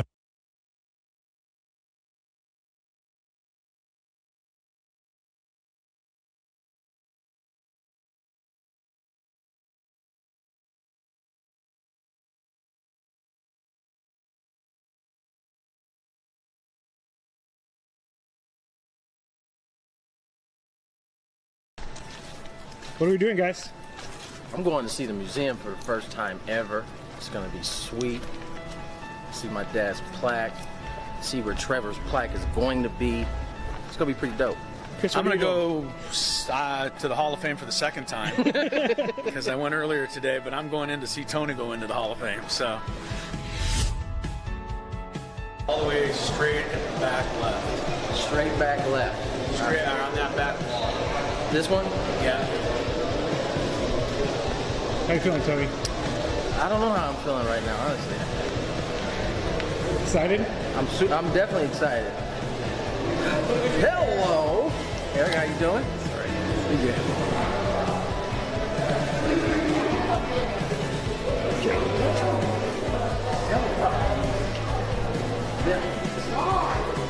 Wow. Just like I told you, next to the famous Barney Dreyfuss and Leslie Wilkinson, whoever they are.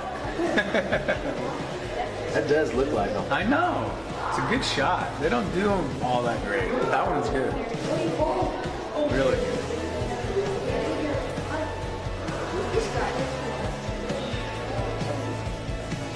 missed a year. 300.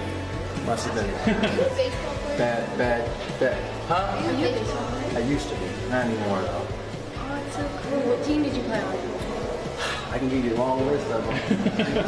Brewers, Padres, Dodgers, Phillies, Nationals. What position did you play? I played outfield. This was my dad.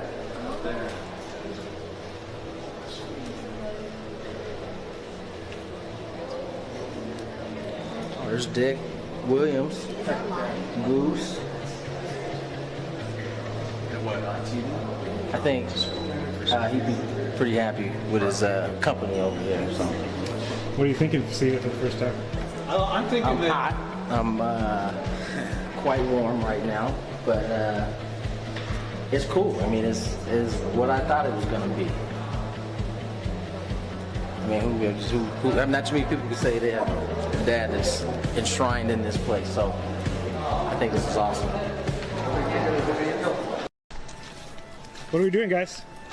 I'm going to see the museum for the first time ever. It's going to be sweet. See my dad's plaque. See where Trevor's plaque is going to be. It's going to be pretty dope. Chris, I'm going to go to the Hall of Fame for the second time because I went earlier today, but I'm going in to see Tony go into the Hall of Fame. So all the way straight and back left. Straight back left. Straight on that back wall. This one? Yeah. How you feeling, Tony? I don't know how I'm feeling right now, honestly. Excited? I'm definitely excited. Hello, Eric. How you doing? Pretty good.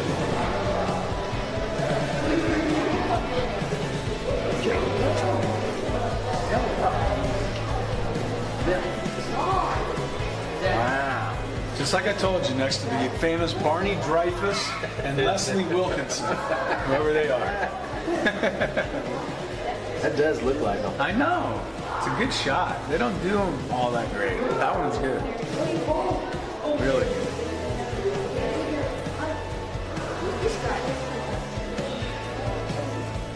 I missed a year. 300. Must have been bad. Huh? I used to be. Not anymore, though. Oh, it's so cool. What team did you play on? I can give you a long list of them. Brewers, Padres, Dodgers, Phillies, Nationals. What position did you play? I played outfield. This was my dad.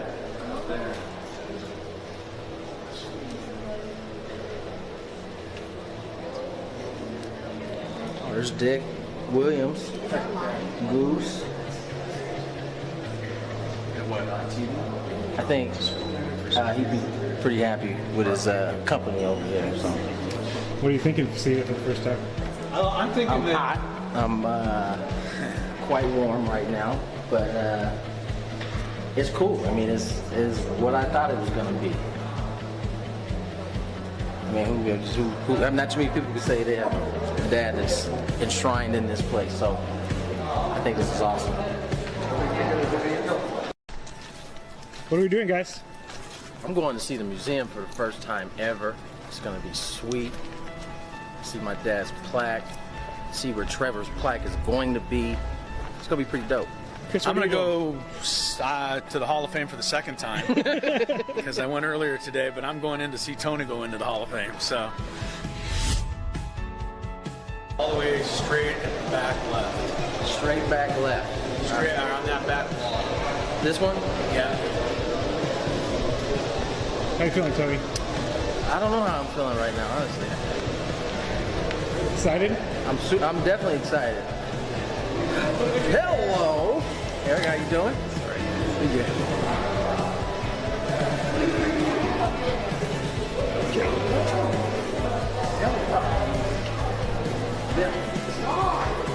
Wow.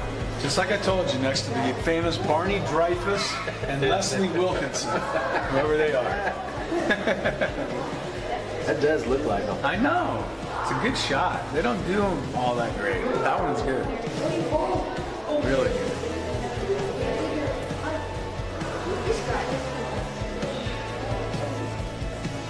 missed a year. 300. Must have been bad. Huh? Are you a baseball player? I used to be. Not anymore, though. Oh, it's so cool. What team did you play on? I can give you a long list of them. Brewers, Padres, Dodgers, Phillies, Nationals. What position did you play? I played outfield. This was my dad.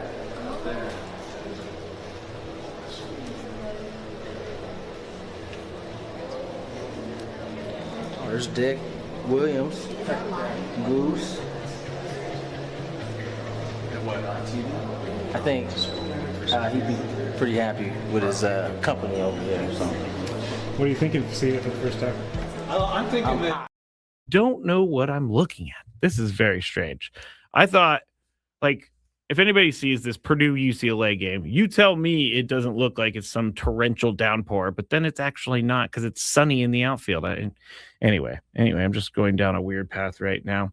Thank you so much for joining us today. We're going to have Rodolfo Duran here making his Friday debut in just a second. But I have to tell everyone it's happy hour, and happy hour here on the show is brought to you by GL Pools, the company trusted by thousands of San Diegans to keep their pools sparkling, swim ready, and expertly maintained. Call GL Pools now and say radio for a free month of service. Let's before I give away the Padres tickets, I will do that in just a second, but I wanted to know what Craig Stammen, as a manager now, what his role is with the hitters and when they are struggling and things like that. So Ben and Woods asked him this morning, Craig Stammen, about this, and here's what he said. Yeah, we kicked off the call talking about process. I'm making sure that our processes are in the right spot and that we're doing it the right thing and that we're intentional with how we're coaching Fernando. And I also, like, probably my biggest attribute is encouraging and supporting and making sure these guys feel, valued as human beings so that when they do struggle, it's not the end of the world. It's part of it. But we're going to work our tails off to figure out a way to stop struggling. And so that's where I'm at with Fernando, is I got his back and whatever he's doing and supporting our coaching staff and whatever they feel is best way to move him forward at the plate. But then I think the also part is, what I've got to do as the manager is also recognize where he does help us win a lot of baseball games. Yeah. And that may not always be at the plate. But it's all the other things that he does for our ball club, and that's playing multiple positions on defense and running the bases the way that he does and impacting the game in different ways, that make him such a great baseball player. And, so much of the focus is on him at the plate, but, he's piecing it together and he's still finding a way to impact the games and help us be a great team. And he's a big part of why, we're sitting there with 29 wins and on pace for, a pretty good season. Craig Stammen. I like that guy. I do. He's honest and he's winning right now. So I think that's also why I like that guy. All right, here is the trivia question for Padres tickets. If you get the trivia question right, you will win 2 tickets to Padres Phillies at Petco Park on May 26th. Celebrate America's upcoming 250th birthday with a Padres-themed patriotic Aloha shirt for the first 40,000 fans. Get tickets now at padres.com/tickets. So I'm going to ask this question. You're going to call in. First caller with the answer to this gets the tickets. 833-288-0973. The question is, what Padre hitter took Mason Miller deep last year, which provided a walk-off win for the Padres? What Padre hitter took Mason Miller deep last year and ended up walking it off for the Padres? Again, 833-288-0973. Right now, Rodolfo Duran, Padres catcher, joined us for Friday. Well, Friday is here, and you know what that means. It's Friday. Tony Gwynn Jr., Matt Skraby, and Rodolfo Duran joins us, Padre catcher. And Rodolfo, welcome to the show. How are you, my friend? Thank you, guys. I feel great. It's great to be here. Rodolfo, I have to ask, man, 11 minor league seasons before, getting to the big leagues. What was the phone call like?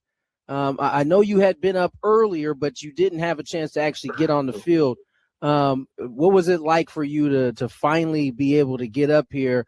And then on top of that, have your first hit be a home run against the Mariners. Just talk about that experience a little bit. Oh my! This was. I remember when I was a kid, I always dream for it, dream about this moment, and have my first homer. I said my first big league hit, and round the bases feels like I was in a dream, and I cannot describe how was it. It's another feeling.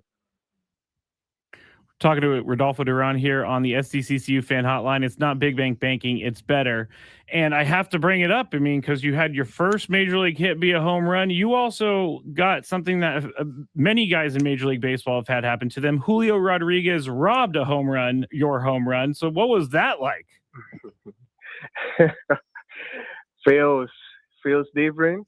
Like that was gonna be my second homer. That was gonna be awesome, but man, he's a good outfielder. He regs over there. So I wasn't at the moment. I was like, oh my, what was that? But it happened. It happens. It definitely happens at the big league level, especially with an outfielder like Julio Rodriguez.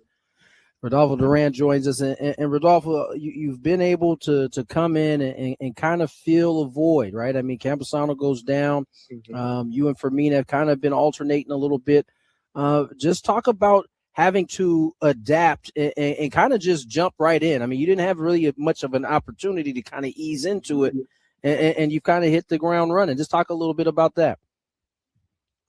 I think the biggest key is communicating how with the pitcher, how they want to work, what is their go-to, and after every inning have that conversation on how he want to work every hitter. I think that's one of the most one of the key for success. Talking to Rodolfo Duran here on Friar Friday, 97.3 The Fan. And branching off that a little bit, I was reading about Michael King the other day saying that you were an awesome catcher for him and he loved throwing to you. So as a catcher coming into the middle of a season, kind of, how was it to quickly build that trust and get into sync with the pitching staff? I remember I worked with him in spring training, and I have some feel on how he likes to work, and then have my debut with him in the mound. It was fun. Like I said before, the communication was everything. He always talking about how he started a batter and how he likes to finish it, and man, he got nasty stuff. So it makes my work easier. Rodolfo Duran joins us here, Padre catcher on Friar Friday. And Rodolfo, you've had the unique experience to really have the ABS system from the very beginning, and it's evolved to where it is now. I mean, what are your thoughts on how it's being used at the big league level? It's clear that the guys who have had experience in the minor league are the ones that are typically, or they at least seem to be, a little bit more comfortable with it. Yeah, you said it. Like I spent a couple of years in AAA since 23 that they put the ABS. So I just need to have a feeling. Sometimes if I'm expecting away and they miss inside, have a feel of how is the strike zone is, and trust in my eyes has been like the biggest key. I think been working these couple of years with it, I'll help me right now. Real quick follow-up. For you, when you're back there, is the ball down or the ball up the hardest to kind of gauge where the zone is if you're going to challenge? Yeah, those are the ones. Another thing that you need to know the hitter, like how tall is he, because the strike zone is right. Sometimes it's different when it's a short guy or if it's a tall guy, and have that on my mind, and on whatever pitch I call, be like, have a knowledge of how the strike zone is going to be. Yeah. Talking to Rodolfo Duran here, Padres catcher, Friar Friday. And I have to go back because I love stories like yours. Tony mentioned it, 11 years in the minor leagues. I got to know what kept you going. What motivated you to keep going, knowing that your dream was still out there? Because I think people don't understand how much you had to sacrifice to get to this point. So how did you do it? I think there's two things that I think have been the key through my career. One is my family, and the second one that I love this game. When I was a kid, I have dreams about this. Like, I want to be here, and I know it's tough. It's 11 years. Like, you have up and downs. Sometimes you think that, I don't know if I'm done, but have that strong mental is key right now. Like, to go through all of those years and finally have the opportunity. I thank God for this. Rodolfo, you talked a little bit about kind of getting to know your pitchers and being able to communicate it. Take us through what it's like when, whether it's Michael King or Walker Buehler, might go into a rough spell where they're having a hard time commanding the pitch or finding the zone, and you go out to have a conversation. What is the thing that you're trying to accomplish when you get out there and you're trying to talk to one of the pitchers struggling a little bit? I just want to have a breather, try him to refocus and bring him the confidence back, and go to his strength right away so we can get out of whatever it is, if it's a jam or if it's a whatever. I try to get the confidence back and trust on my guy every time, every pitch. And I think that's the best thing. We're talking to Rodolfo Duran here on Friar Friday. Thank you so much for your time, Rodolfo. This is the last one from me, but Petco Park is known as one of the best parks, if not the best park in baseball. What has it been like for you?